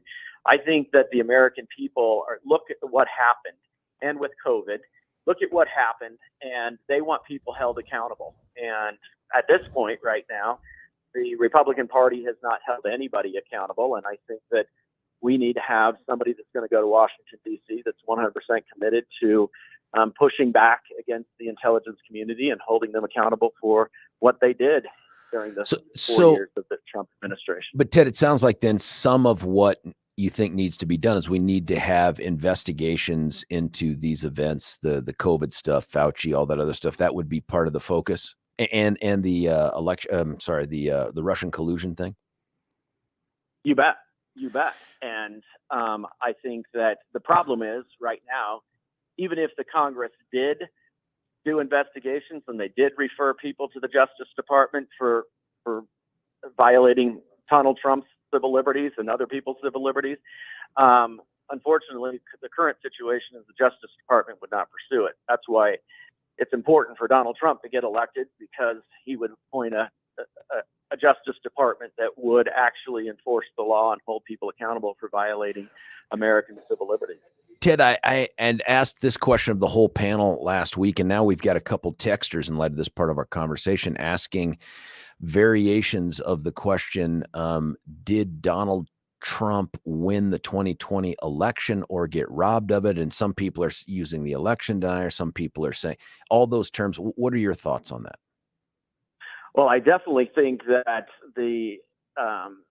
our intelligence community interfered in the election. I don't know if I would say that the oh my gosh, I'm blanking out of the name of the company that runs the voting machines. Dominion. It was Dominion. Yeah. Thank you. I don't think that I don't know if there's ever been any proof to show that the Dominion machine did anything, but I think that there's plenty of evidence to show that different states violated their own statutes, violated their own constitutions, and pushed for mail ballots when it wasn't legally able to do that, and allowed for people to vote that shouldn't been able to vote. State by state by state by state, there were definitely ways that there was efforts amongst the Democrats and those that were in power to violate their own state laws and state constitutions to make sure that people shouldn't have been voting. And when you win by 10,000 votes, when Biden wins by 10,000 votes in Nevada, in Arizona, in Georgia, those changes in the laws can impact the outcome of an election. And so, do I think it was stolen? No. Do I think there was a great deal of interference? Without a doubt. And there is a distinction to be drawn there, right, between interference and the folks out there who are saying, hey, there's a bunch of fraudulent ballots floating around that tip the scales. I haven't seen any evidence of that either. There's obviously question marks that are all over the process that we have here. I'm freaked out by the fact that we carpet bomb the state of Colorado with ballots based on automatic registration that takes place at the DMV and all that stuff. I do think those things need to be addressed. I'm not a fan of the feds getting involved in that issue. I want Coloradans to figure this out themselves, but I'm taken with the idea of, is there an ID requirement that could be universally applied, but leave the rest of the mechanism to the state? That would be interesting. Right. Ted, that would be interesting. Yep. Hey, to require that you're a citizen to be able to register to vote for that specific ID to be able to vote. Some people are going to say that's crazy talk. However, we know that there are certain townships and cities out there who have explored, and some have gone down the road of saying you get to vote if you're just here on the street somewhere. And so I don't know that could happen at the presidential level. George, it happened here in Colorado when Gessler was Secretary of State and I was carrying the legislation. Gessler bumped up the driver's license database where individuals have to sign off to say, I am not a U.S. citizen, meaning they have a green card or they are an illegal immigrant now because they can get driver's license in Colorado. Right. And he bumped up those driver's license database against the voter files. And there were thousands of people on the voter files who went to the DMV and got their driver's license and checked that box and said, I am not a U.S. citizen, who are on Colorado's voter rolls, and they're getting ballots. And there's nothing to prevent them from voting. And Well, that's hold on. happening in That Colorado. you are right up until that last part, because there are triggers in place if they vote those ballots. And I know that because you probably remember this, Ted. I think you were still in office when this happened. Remember, Gessler runs those lists and does this stuff, and he refers out hundreds of cases across the state to DA's offices. Do you remember that? And 21 of 22 jurisdictions, Republicans included, within 24 hours all said, there's nothing to see here. This is bunk. Well, I didn't. I took an investigator out of their job and put them full time on chasing down each of them. I think we had more than any other jurisdiction, but we're huge, right? Sent them out to go chase all these down. And what we found was none of the folks that shouldn't have gotten a ballot actually voted the ballots that they had. But we did find that some of these folks that weren't eligible to vote did sign up for ballots, did like register to vote on these door-to-door get out the vote things. And it was these unscrupulous, unregulated, on the left, by the way, the left-leaning folks that are doing the get out the vote that were showing up to their door. And we found some folks that were, they want to be citizens, right? Like they're here on a visa, or whatever, they want to earn their citizenship. These guys were coming to the door saying, hey, have you registered to vote yet to get your ballot? And they're like, hey, I don't think I'm eligible. And they would say, do you have a driver's license? And they'd say, well, yeah. And they're like, then you can vote. These guys don't know. Some dude shows up. So they sign the thing. They didn't ever vote the ballot. But when they sign that, it triggers exactly what you think it would trigger. And now it impacts their ability to become legal citizens. So here we are opening the door down south to people who simply don't give a damn about our laws because they're more interested in getting them and their families across the border. Here's people trying to do the right things, being set up by these lefty get out the vote types, and they get screwed through the process for doing stuff that people tell them it's okay. That's one of the big problems with this thing too, is we're so anxious to sign up everybody and their mother. We have allowed this unscrupulous, corrupt conduct to take place. Without a doubt. And then you add on to the fact that we count people that aren't U.S. citizens as part of the census. Oh, for census, determining how we're going to redistrict congressional seats. Yeah, the Democrats are doing that simply to get more congressional seats in places like California, so that they can control the Electoral College vote. I mean, the whole thing is so corrupt, and the Democrats know exactly what they're doing and why they're doing it.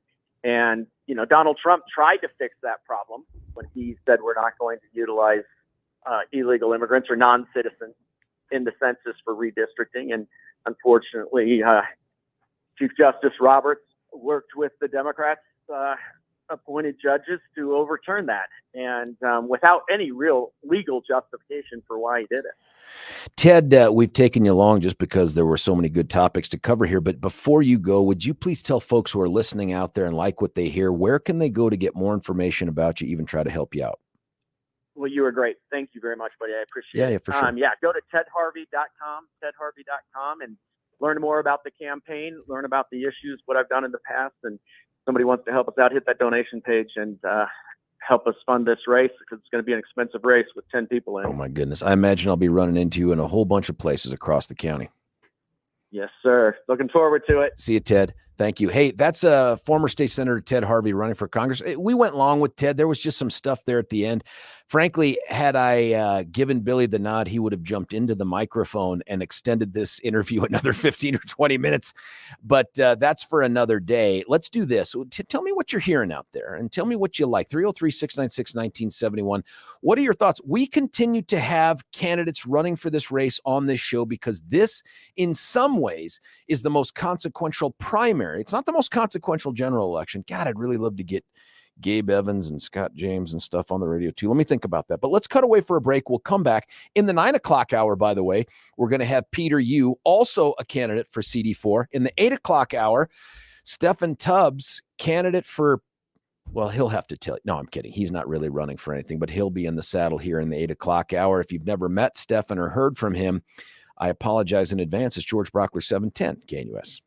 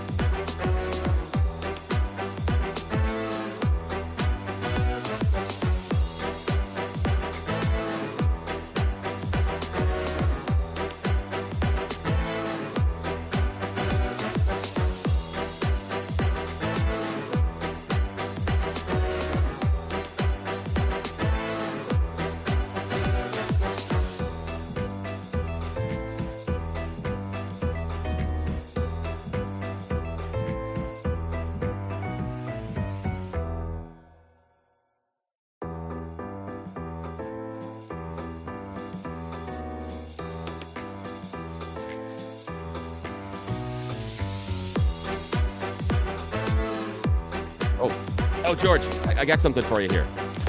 Is it contagious? No, that's for later when we do the full body tick check. That's later. That's our post show thing. But hang on. Oh God, what is this pop up? Okay, remind me later. Something very, very special, and I totally forgot to mention this morning during our 6 o'clock conversation, and it kind of plays into a little bit of our Taylor Swift conversation, just a little bit tangentially, because there is a very, very important song that just dropped this morning. Now the YouTubes can't hear this. No, YouTubes can't hear this. There's music playing. Yeah. Do you recognize that voice? Hold on. BJ. Yes. That's Billy Joel, man. You're going to go see him live. First single in decades. Too. Yes. First new song in decades. Wow. Drops today. Turn the lights back on. Yeah, this is it. Yeah, it does. You can just hear the Billy in there. He sounds a little bit different than he did probably 70s and 80s. Yeah. But you can still hear him in there. And he's still the storyteller. Yeah. And that piano, man. Yeah. Prominent piano. Folks, if you're on the YouTubes and you can't hear this, nothing I can do about it. Yeah. Nothing we did.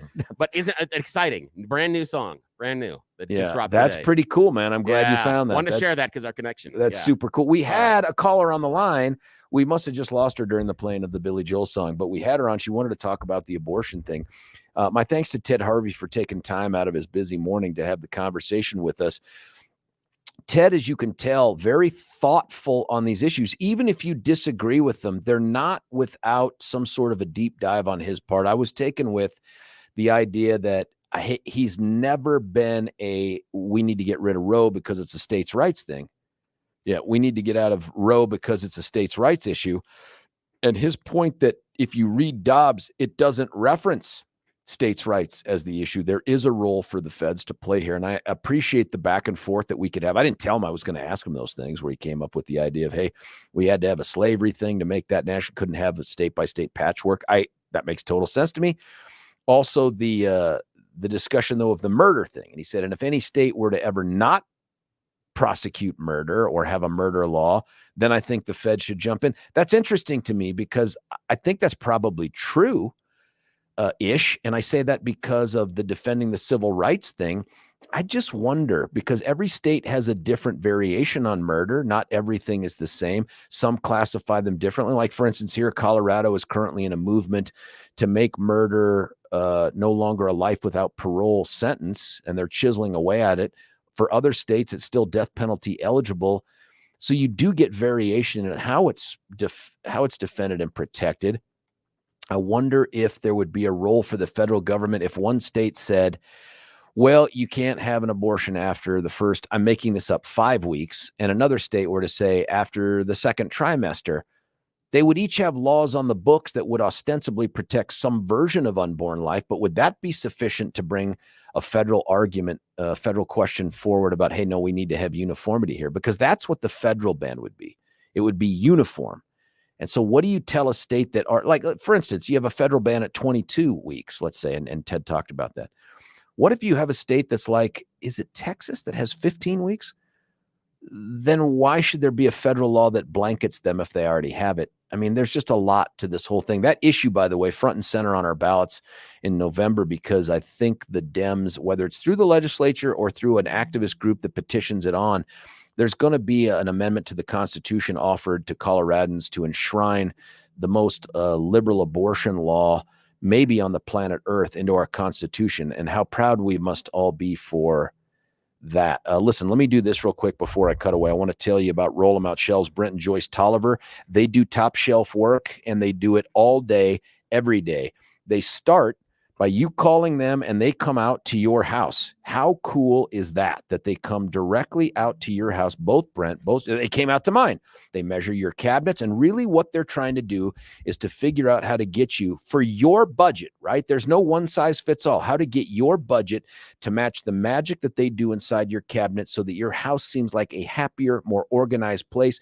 You feel like, I've done great work here. Nobody can see it on the surface, but when you get right into the guts of the house, you've just upgraded that 1,000,000,000% with the Roll 'em Out Shelves. Go check out what they have to offer with their many, many videos at rollemoutshelves.com, rollemoutshelves.com, or give them a call today, 303-475-9601, 303-475-9601, free in-home estimate. Get it done today. Listen, I'm going to cut away for a break. When we come back, we'll get to more of your texts, more of your calls. It's George Brockler, 710 KNUS.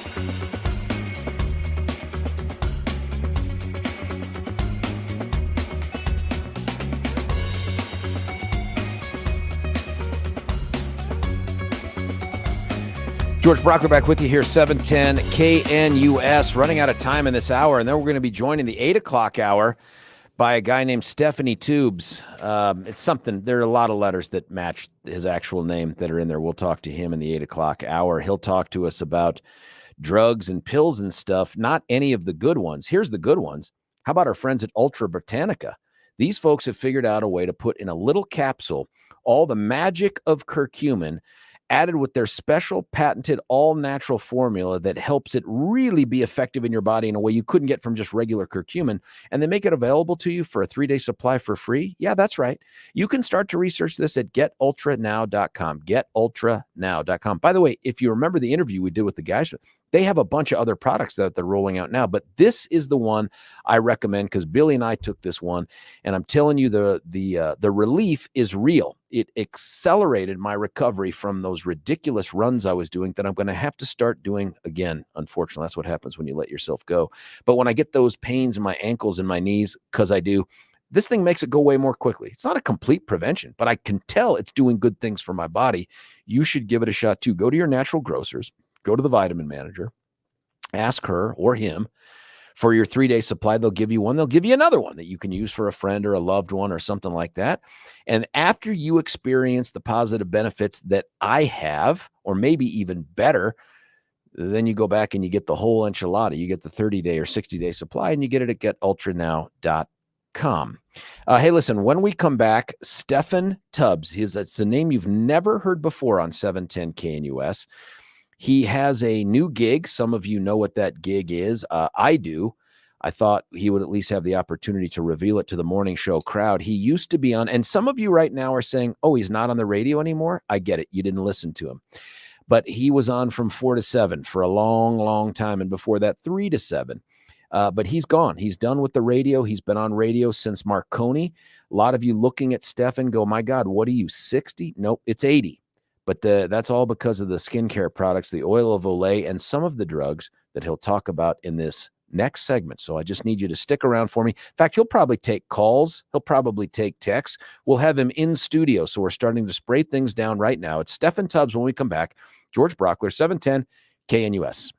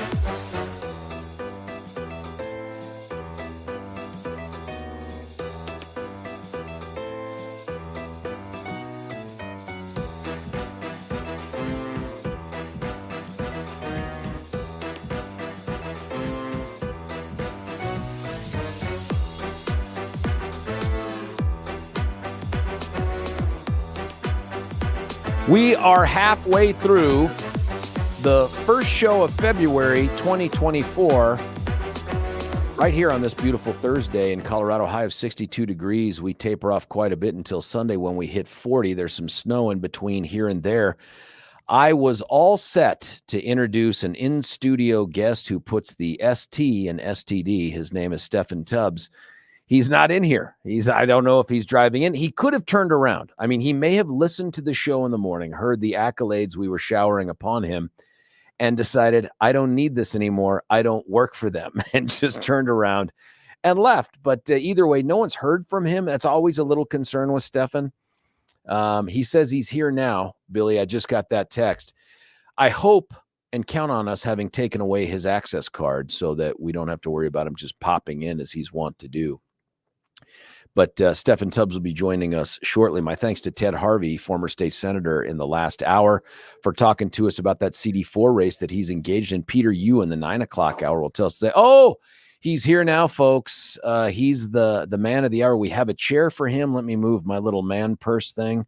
He's rubbing up against Mark Crowley, which Mark always likes. Like, he'll just run up to you and hope to get petted like a dog. Stefan is employed, which I didn't want to break that news. A lot of people weren't sure that was ever going to happen again. There's a button to press right here. I thought you had news at the top of the hour, and like your show started at like 5 after the hour. No, in fact, never. Maybe they do it differently in the afternoon. And that should have been a sign. When they started running your news until about, 20, 25 minutes after the hour, they're sending you a message. They just want less of you. No, we started about 8:03, 7:03. And you wouldn't know that other than the fact that exact time was texted to you yesterday. So correct. Don't worry about that at all. I would never listen to this show. Now, man, it's great to be back. It's great to see Crowley. Well, thanks for joining us. I It's been see you've, Stephen Tubbs, folks. Next up, you've done something with the place, man. It looks totally different, doesn't it? Oh, sure does. Yeah, you can see 710 stuff everywhere. By the way, look back through the glass and see what Mark's done there with that wall.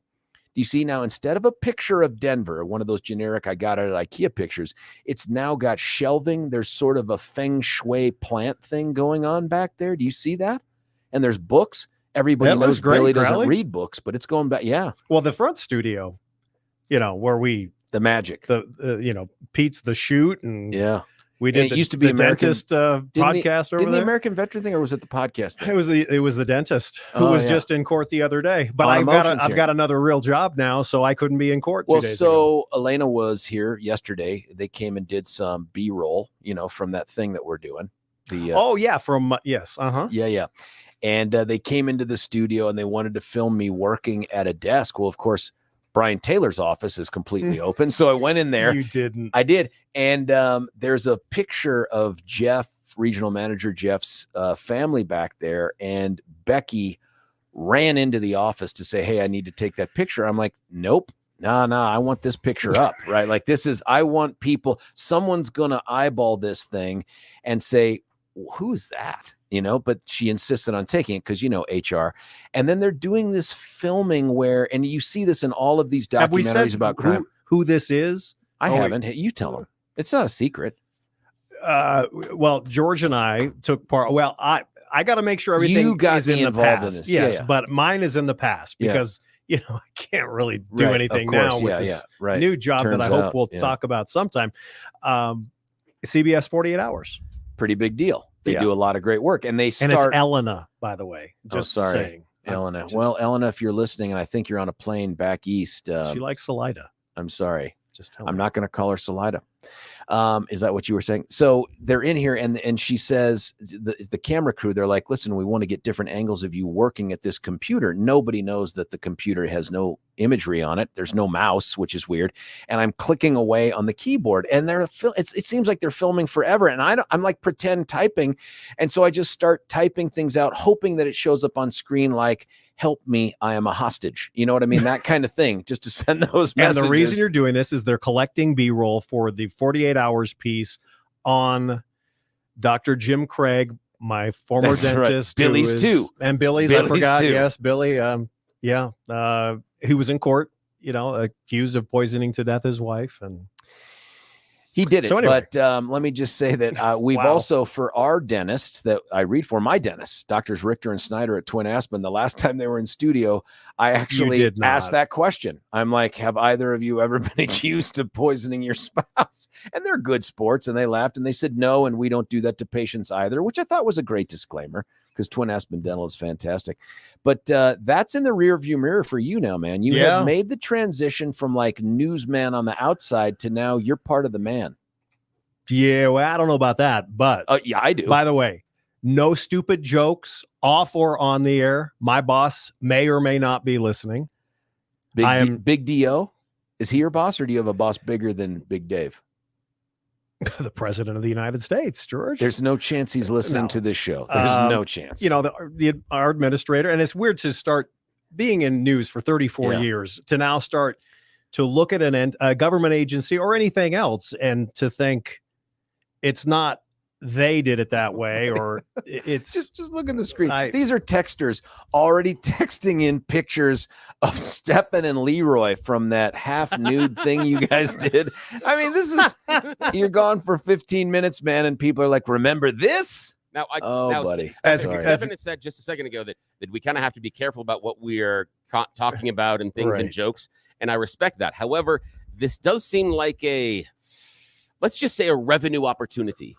I mean, really? I'm pretty sure that Steffen brought his wallet in with him. How much is he willing to pay us to not do this? Some folks will remember, and Steffen, were you here for this? I can't remember if Mark brought this down as a matter of good taste or because you asked him to, but the screen behind us, for those people watching on the YouTubes and the Rumbles, this screen sported that picture for a couple days. You all, this is going down the toilet just like I knew it would. Well, no, every single when Leroy and I took that topless shirt, why did we even do it? It was buddy. If you don't know the answer, I can't even remember why.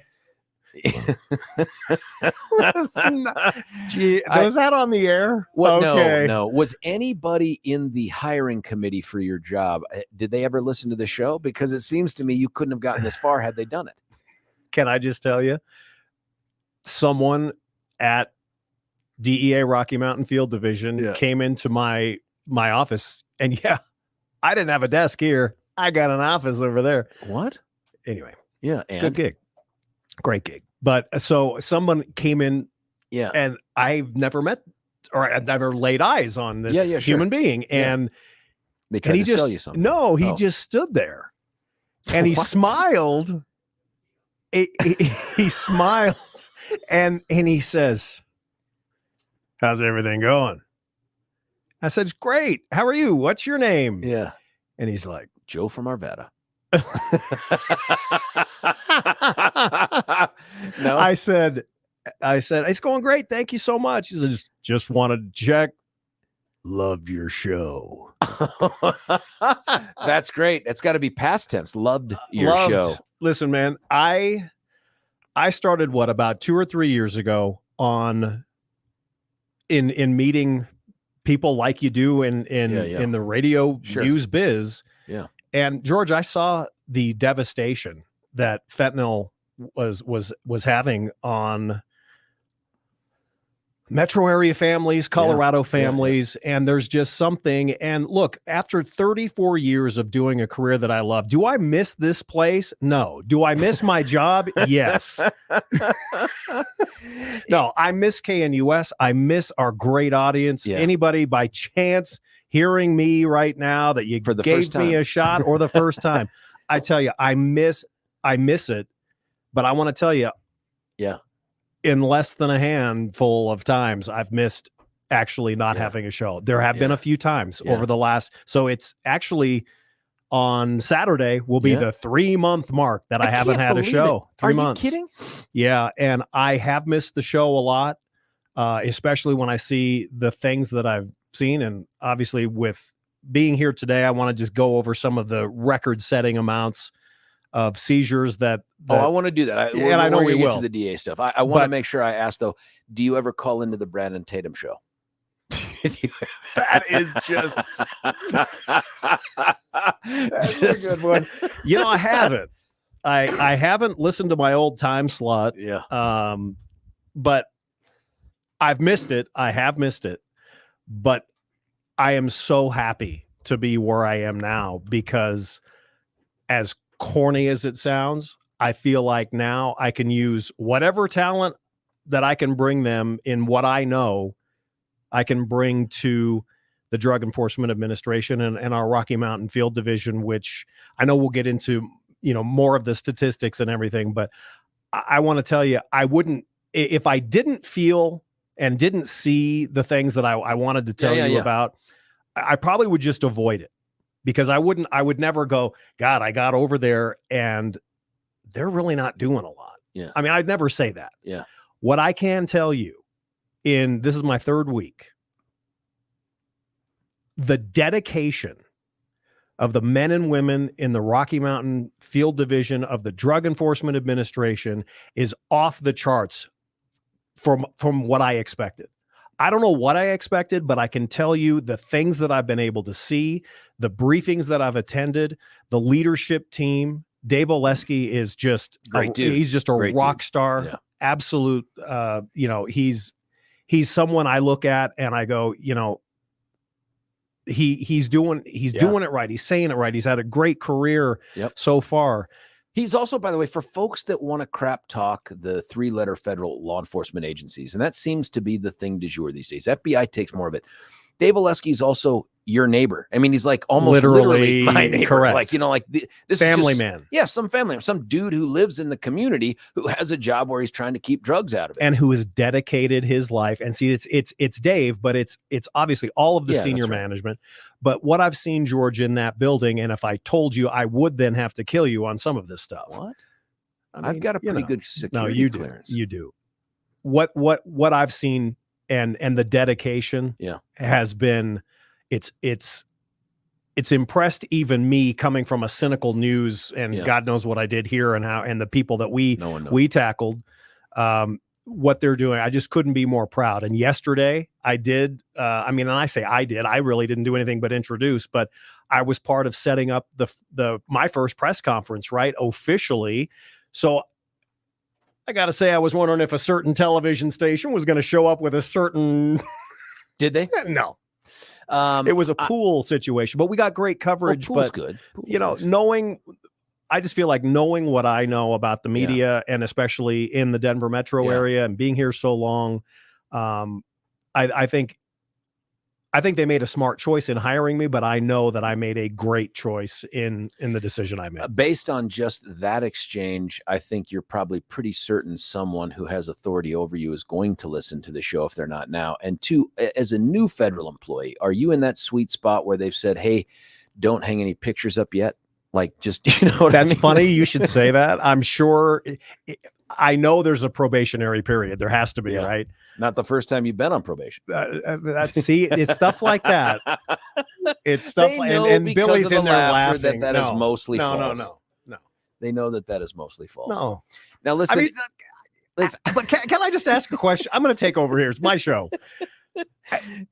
Do people know what's going on with you? I don't know what I'm coming into. No. Am I supposed to say something? No, you're not. But let's get to this. I'm not. No, okay. Your investment, though, in this issue that has become this new career field for you, this thing, did you ever have any thoughts when you and Pete and Mark were up there on Hastings Street? Is that it, Mark? Was it Hastings up there in Van City?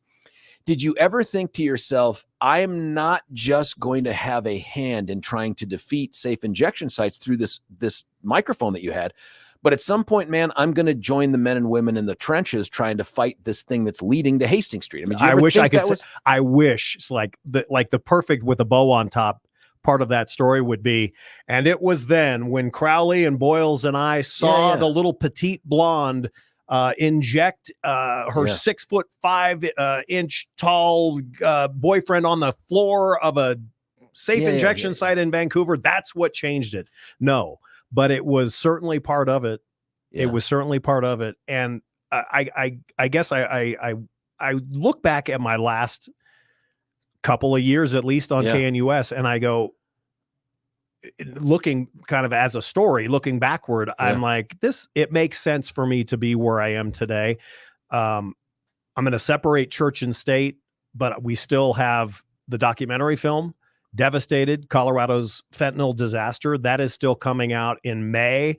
I will definitely post on social media. We'll have premieres and everything. It's coming out in May. We're going to have the trailer come out. It's freaking phenomenal, this trailer. And it's fentanyl's impact on Colorado. Now, I will say, just in case Uncle Sam is listening, again, this all was completed. The editing isn't done, but that I don't edit. I'm not an editor. My portion of that was finished late last fall. So there's no government funds. DEA doesn't endorse this film. Do we get to say who's helping to fund this thing? Do we get to throw not right now.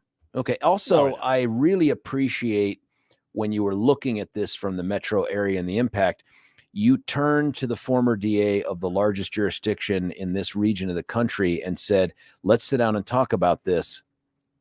No, you didn't. You didn't actually do that. No, instead you went to our good friend Michael Allen, super DA from. He was great. Michael's great. Man. He's fantastic. He's great. Man. You know him? A little bit. Yeah, a little bit. We've run into each other here, there. Yeah. Yeah. You introduced me to Michael Allen, several years ago, and he great dude is a great dude. Other than the Navy thing, great guy. Great guy. Come on. But great family man. He's got good his dude, son son's in the Navy. Yeah. But we take a look. This is not just a Denver and Decay where it's not just slamming one group or another. Yeah. But George, we go in the documentary film, not endorsed by the DEA or the United States government, nor funded.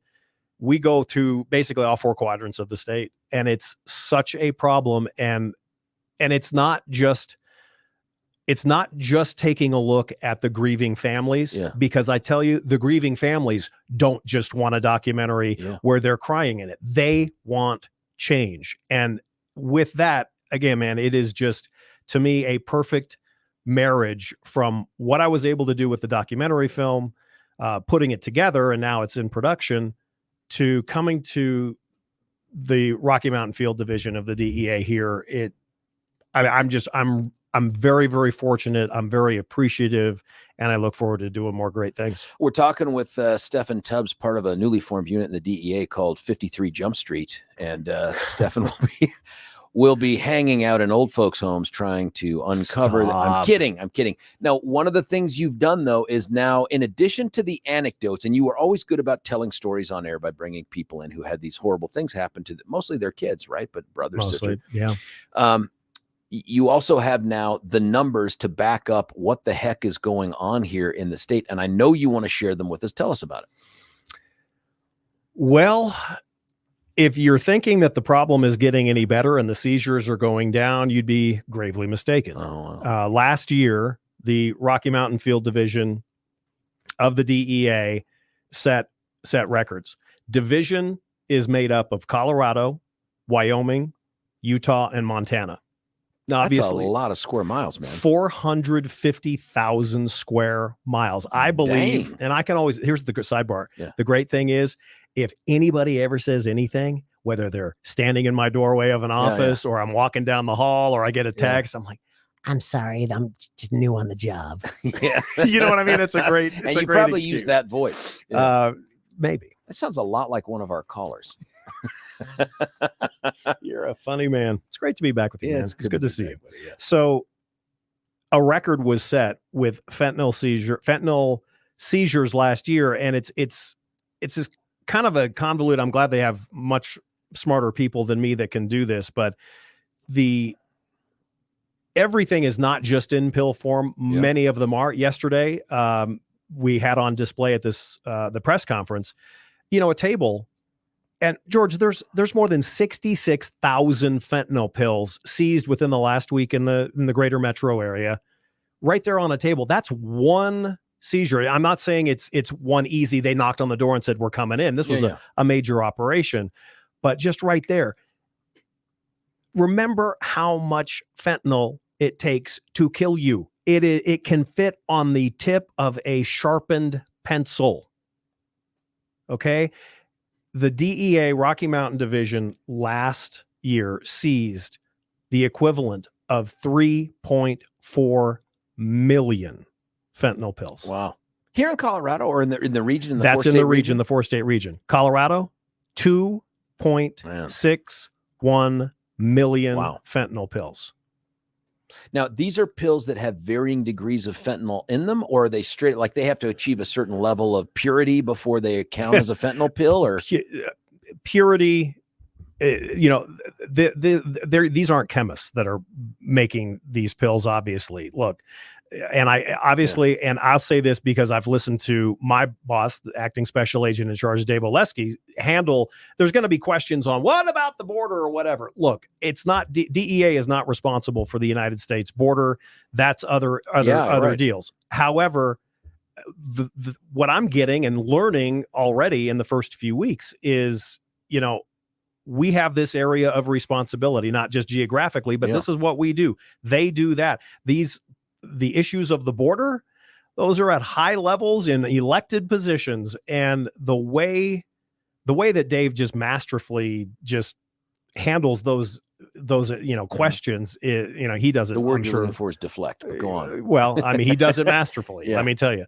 But the fentanyl pill construction, look, it's no joke. It's no mystery. Yeah. The precursor chemicals. I was in on I'm not trying to big time, not trying. My kids would say, you're trying to flex, Dad. No, flex. I went to a briefing yesterday that I'm going to try in my position to get this special agent within the division to do an off-the-record, behind-the-scenes kind of training presentation to members of the local media, because I'm sorry, I'm speaking for Stephen Tubbs here, not anybody else. For the most part, I didn't see him yesterday, but for the most part, I think I've made it clear on this radio station for nearly 6 years how I feel about most of the local media. Lazy, not doing the job. Okay? But you sugarcoat it, and I appreciate that. Okay. But again, that's me. That's me. But this intel briefing that, I don't even know if it's called intel, but this briefing that I sat in on yesterday, I'm going, this would scare the living bejesus out of every parent if they have a heartbeat. And so hopefully in my position now, I can make kind of those things happen behind the scenes. And even look, yesterday we've had great coverage of the press conference yesterday. We've had great coverage across the region, but especially the local and I'm like, that's great. It sounds corny on the surface, but if we can have a press conference and Dave Oleski can, the way that he is he's easy to listen to and he gets the message across, if then we can take that, get it on a local, whether it doesn't matter what outlet, what print outlet, and somebody just by chance reads and hears about fentanyl for the first time. And believe it or not, George, there are still a hell of a lot of people that just can't imagine. It's hard to believe, right? Yeah. But think of what we do. You're talking, I'm talking. If we can, and I hate the cliche, but if we can save a family, you want to have, how many times, friends, on this radio station did I say you want to have the talk with your family? And it doesn't have to just be your little kids. Maybe you don't have little kids. Talk to your sister, your brother, talk to, your coworker. You'd rather have a tough conversation, educate them on the deadly dangers of this poison. You'd rather do that than plan a funeral. That's for sure. Are you able to stick around since you got here 10 minutes late, or? I'm on a government dime right now, man. I'm here till noon. It all pays the same. I'm here for as long as you want. I can go down the other states and statistics as well. I do want to look at those. I also want to know more about the press conference from yesterday. Some of the great things. I mean, the numbers are crazy, but I do want to know some more about this. And I think one of the questions all the listeners have is, how close are you guys to figuring out that Breaking Bad Billy needs to be investigated for his stuff? Breaking Bad Billy. It's just something. I'm just planting. I did notice that once I took you weren't going to tell anybody. I'm hinting. Once I'm not telling. Once I took this position, I did notice that Bill Thorpe's texting to me drastically reduced. Yeah, that's right. Hey, listen, we're talking with Stephen Tubbs. He is I think probably the latest hire into the Rocky Mountain division of the drug. We're hiring, by the way. I want to get into that. I want to talk about recruitment because I know, George, you're always looking for the next best thing. How old are you? 37. You're too old. I'm too. Oh man, I really do now think they ought to have like a 55 Jump Street, and like Stefan runs around into one of those retirement communities or something, and he's constantly no. Part of the training for the hire. Yeah. I had to run. It was a training vehicle. No, you didn't. And I had to jump over the hood and slide on it. And then in one motion, you got to turn around and open up the driver's side door, ignition, and then go through cones. It's kind of if you believe that. Hutch. It's kind of Starsky and Hutch, which that's when you hit your prime, was back then, Sure. in the, whatever that was. Way back. Hey, listen, we're going to cut away for a break. We're not going to do it until we tell you about the good folks at the Tanner Gun Show. Why? Because, yeah, they're back in town starting tomorrow through Sunday. They're going to be up at the Crown Plaza there to help you find the best way to protect you and your family. And maybe you're just a sports person. Maybe you're just interested in the sporting aspects of firearms. That's cool too. They also have the hard to find knives, the accessories, all the other stuff you can think of. It's this Friday, Saturday, and Sunday right there at I-70 in Chambers. So easy to get to from any direction. 30% off of the big box stores. And they do it all. Now, listen, here's the reason you want to do this. You know that the legislature's in session. And if our legislature's in session, it means that they're drafting laws right now to further limit your Second Amendment rights. Jump all over this thing while you can. TannerGunShow.com, TannerGunShow.com. Tickets for one day are good for all 3 days. And parking, as always, is free. That's the TannerGunShow.com. When we come back, more of what's your title over there, Stefan? I'm glad you asked.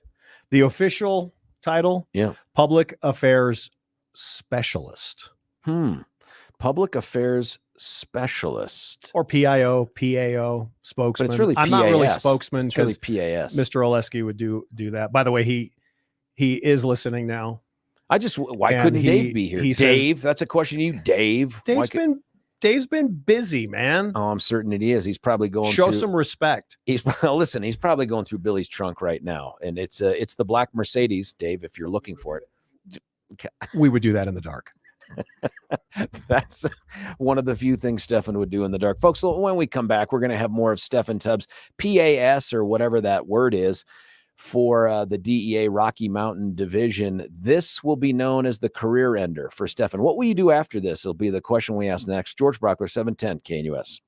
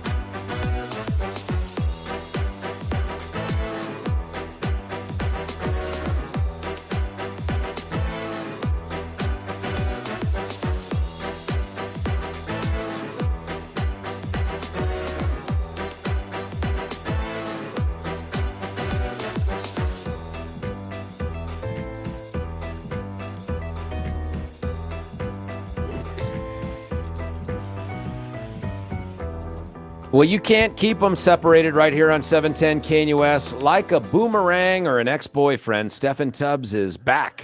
Don't they call that a bad penny? Or a bad penny. Pebble Good in your reference. shoe. Thank you for having me, brother. It's great to have you back in here. I appreciate people don't know this. Stephen took a little bit of an unexplained nap during the break, and we had to rouse him with something that Billy keeps in his pocket called smelling salts. But nonetheless, thank you for joining us. Thank you very much. Now, you've brought a bag of sample pills. Talk us through Why? No, I know he didn't really do that. No, I didn't. Let me tell you. Welcome back to the George Show. We don't know why he's still on the air. Stephen Tubbs with you. I am now public affairs specialist with the Rocky Mountain Field Division of the Drug Enforcement Administration. I am proud. You want another corny moment? I'm going to give it to you. Yeah. There was a time earlier this week where, and I'm like, do I say, if I'm still allowed to go on George's show, do I say it? And what the hell I'm going to say it. Uh-oh. I was so proud to be part of this new gig, to see the men and women, what they do every day. Is it an uphill battle? Yeah. Yeah. I mean, look, the folks would tell you from, I think, Washington, D.C., coast to coast, if we as a nation are seizing X amount, there's obviously X amount that they're not seizing. But I'm telling you, just like I said when I had the show, if you don't think that the cartel activity in this metro area, in Colorado, in the West, in the region, you're gravely mistaken. Two primary cartels, the Jalisco cartel and the Sinaloa cartel. Mm-hmm. And Jalisco, it's the CJNG. I'm sure you've heard of it. You have, George. But if you haven't, please know that this is going on, and that the men and women of DEA, and obviously, one of the things I used to mock, I got to admit, whenever someone from the federal government would say our local and state, regional partners and all that, but I've seen that. So shut my mouth, because I've seen the cooperation. Even earlier this week, the U.S. Attorney's Office has released information, so it's not speaking out of school, but there were multiple raids in Colorado Springs and Pueblo just earlier this week. And the amount of illicit drugs and cash and fentanyl and methamphetamine and heroin.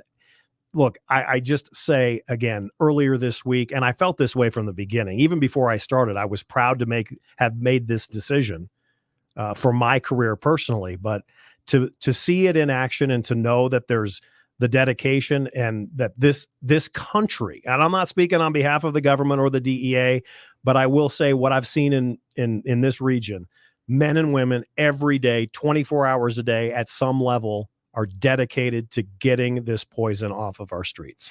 Now, we're talking with Stephen Tubbs from the DEA. Just saying it out loud, it's weird to hear.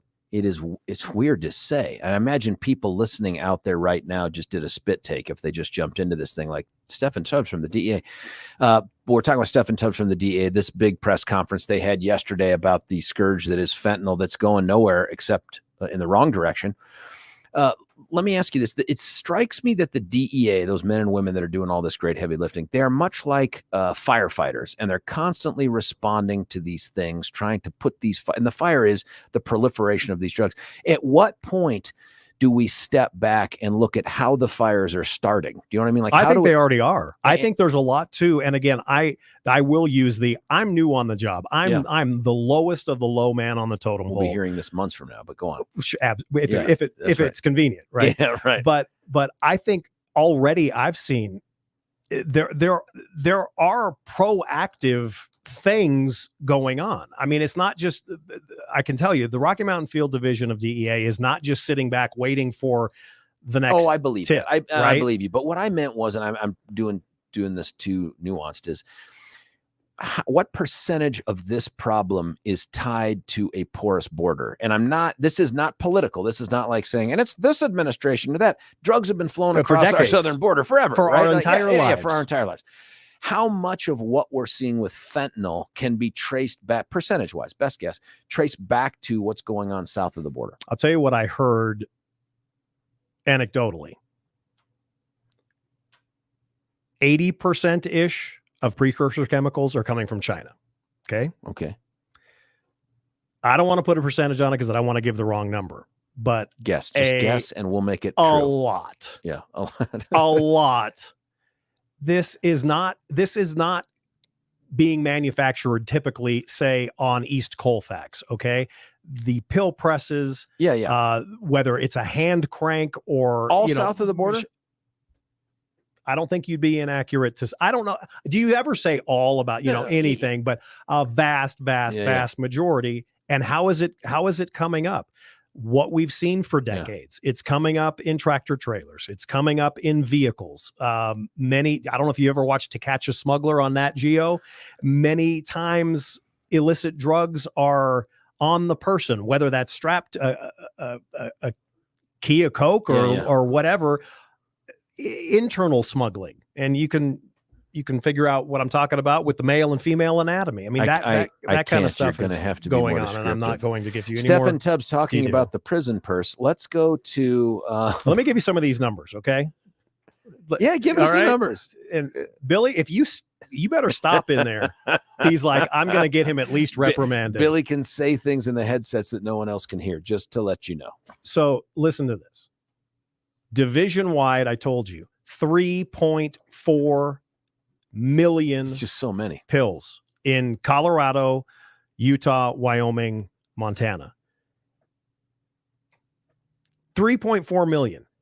In Colorado, 2.61 million fentanyl pills seized in calendar year 2023. Let's go back 2 years. Yeah. We'll play a little game. In 2021, how many pills do you think DEA seized? 700,000. It's a good guess. 565,000-ish pills. Going over. 2021. Yeah. 2022, 565,000 to 1.9 what's million. The reason? Why the surge? I mean, what's the difference between last year or 2 years ago and last year in these numbers? It's the production. You're not producing, by the way, if there's not a demand. Yeah. You know this. Hold on. There are people out there who are actually looking for fentanyl. We hear all the stories about people who are thinking, I'm going to get some other kind of a street painkiller or something because they're addicted to that and the fentanyl's in there and it kills them. But there are people actually out there looking for fentanyl. When you guys do the math, and I cannot remember what it is off the top of my head, but like 1 gram of fentanyl can kill 500. Yeah, I think it's about I can't remember what it is, but it's something like that. 500, 2,000, something like that. Have you guys done the math on these pills if they're out there in the wild, these 3.6 or whatever? These are potentially, we're talking in the tens of millions of potential unbelievable fatal doses. DEA last year nationwide seized more than 77 million pills. Good Lord. 77 million. That's a lot. It's enough to more than kill every living, breathing American in this country. Amazing. So what I also don't want to lose sight of this, and Dave Oleski's big about saying this too. Fentanyl is the thing that has everyone's attention, right? Like it is the little laser pointer that's got the media cat batting at it. But there's still other drugs out there. It's Absolutely. Not like heroin and meth and coke have just disappeared off the shelves. But guess what, George, is appearing in heroin, meth, cocaine, fentanyl. Yeah. And one of the things Dave does heroin this too, huh? Yeah. Dave does this masterfully. Our acting special agent in charge. Look, I don't even want to try to say what Dave would say, but I know this, that the Rocky Mountain Field Division is doing everything it can. I know that sounds like a typical spokesman thing to say, but I've seen it. I want to give you a website. Go to this website, dea.gov/1pill, dea.gov/1pill. And you can see, Dave says it again better than I can, but 1 pill can kill, but damn it, George, one conversation can save. Yeah. That's great point. It's true. For those of you out there with Stefan's background in education, 1 pill is ONEPILL. See, if you would you DEA, just can't. I can't stop. You can't. Listen, you're yourself. in now, though. You got to stick around Yep. for the rest of this thing. We're at the end, but not before I tell you about advanced hair restoration. Dr. Tanya Pauls, She and her team do this at a level that you just don't see with the other folks that are out there advertising for this kind of work, and they've been doing it for years. You probably know people, no dudes out there who have gone to see Dr. Tanya Pauls, but nobody goes out and advertises, hey, I just had my hair. They don't do that. All you notice is, hey, that guy looks younger. That guy looks like he's in better shape. That guy looks like he's loving life more than he was last time I saw him. So if you got thinning hair, balding hair, the scalp is winning in the war with your hairline, you don't have to just shrug or buy a whole bunch of hats. You can call 720-459-HAIR, 720-459-HAIR, or check out advancedhair.com, advancedhair.com. If you call today, $250 off and 250 free hair grafts. When we come back, we're going to be continue to be joined. We'll wrap up the hour with our DEA friend. His name is Stephen Tubbs. Unless, frankly, Dave texts you and says it's over. Get out of the studio. Stick around. George Brockler, 710 KNUS.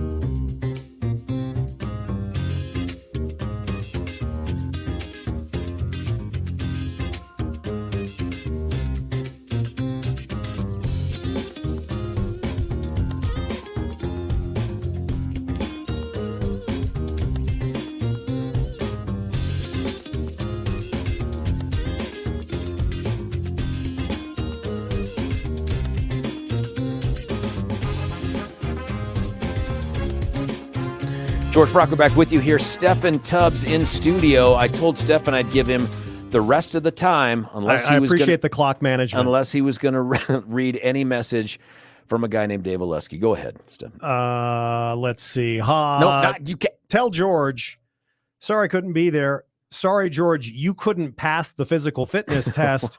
You'll have to try again. But for everyone else, listen, Rocky Mountain Field Division of the Drug Enforcement Administration is hiring. If you have someone, and it's not just special agents, we're not talking about just the folks that go through the academy back east. Get in touch with me. Go to the division's website. Get in touch with me email-wise, stephen.w.tubbs@dea.gov. George will, I'm sure, repeat that next hour. But we're hiring, and any chance you need legal counsel? Do they need a legal counsel? Dave Oleski, just text me, yes or no. It's okay. The division, look at overall, hundreds of agents are needed right now. The numbers are low. This is the time. And again, it's not just somebody kicking doors and, taking names and all of that. The behind the scene, the intel folks, the computer folks, the researchers, all of that. I am proud. Stephen Tubbs. Proud to be with the DEA. Folks, great to have you back. I love in you, the brother. studio. Thank you. And Michael Allen, if you're listening, screw you on your text to Stephen. We'll talk about Michael. that. Listen, when we come back, it's another congressional candidate for CD4. Woohoo! It's Peter Yu and me, George Brockler, 710 KNUS.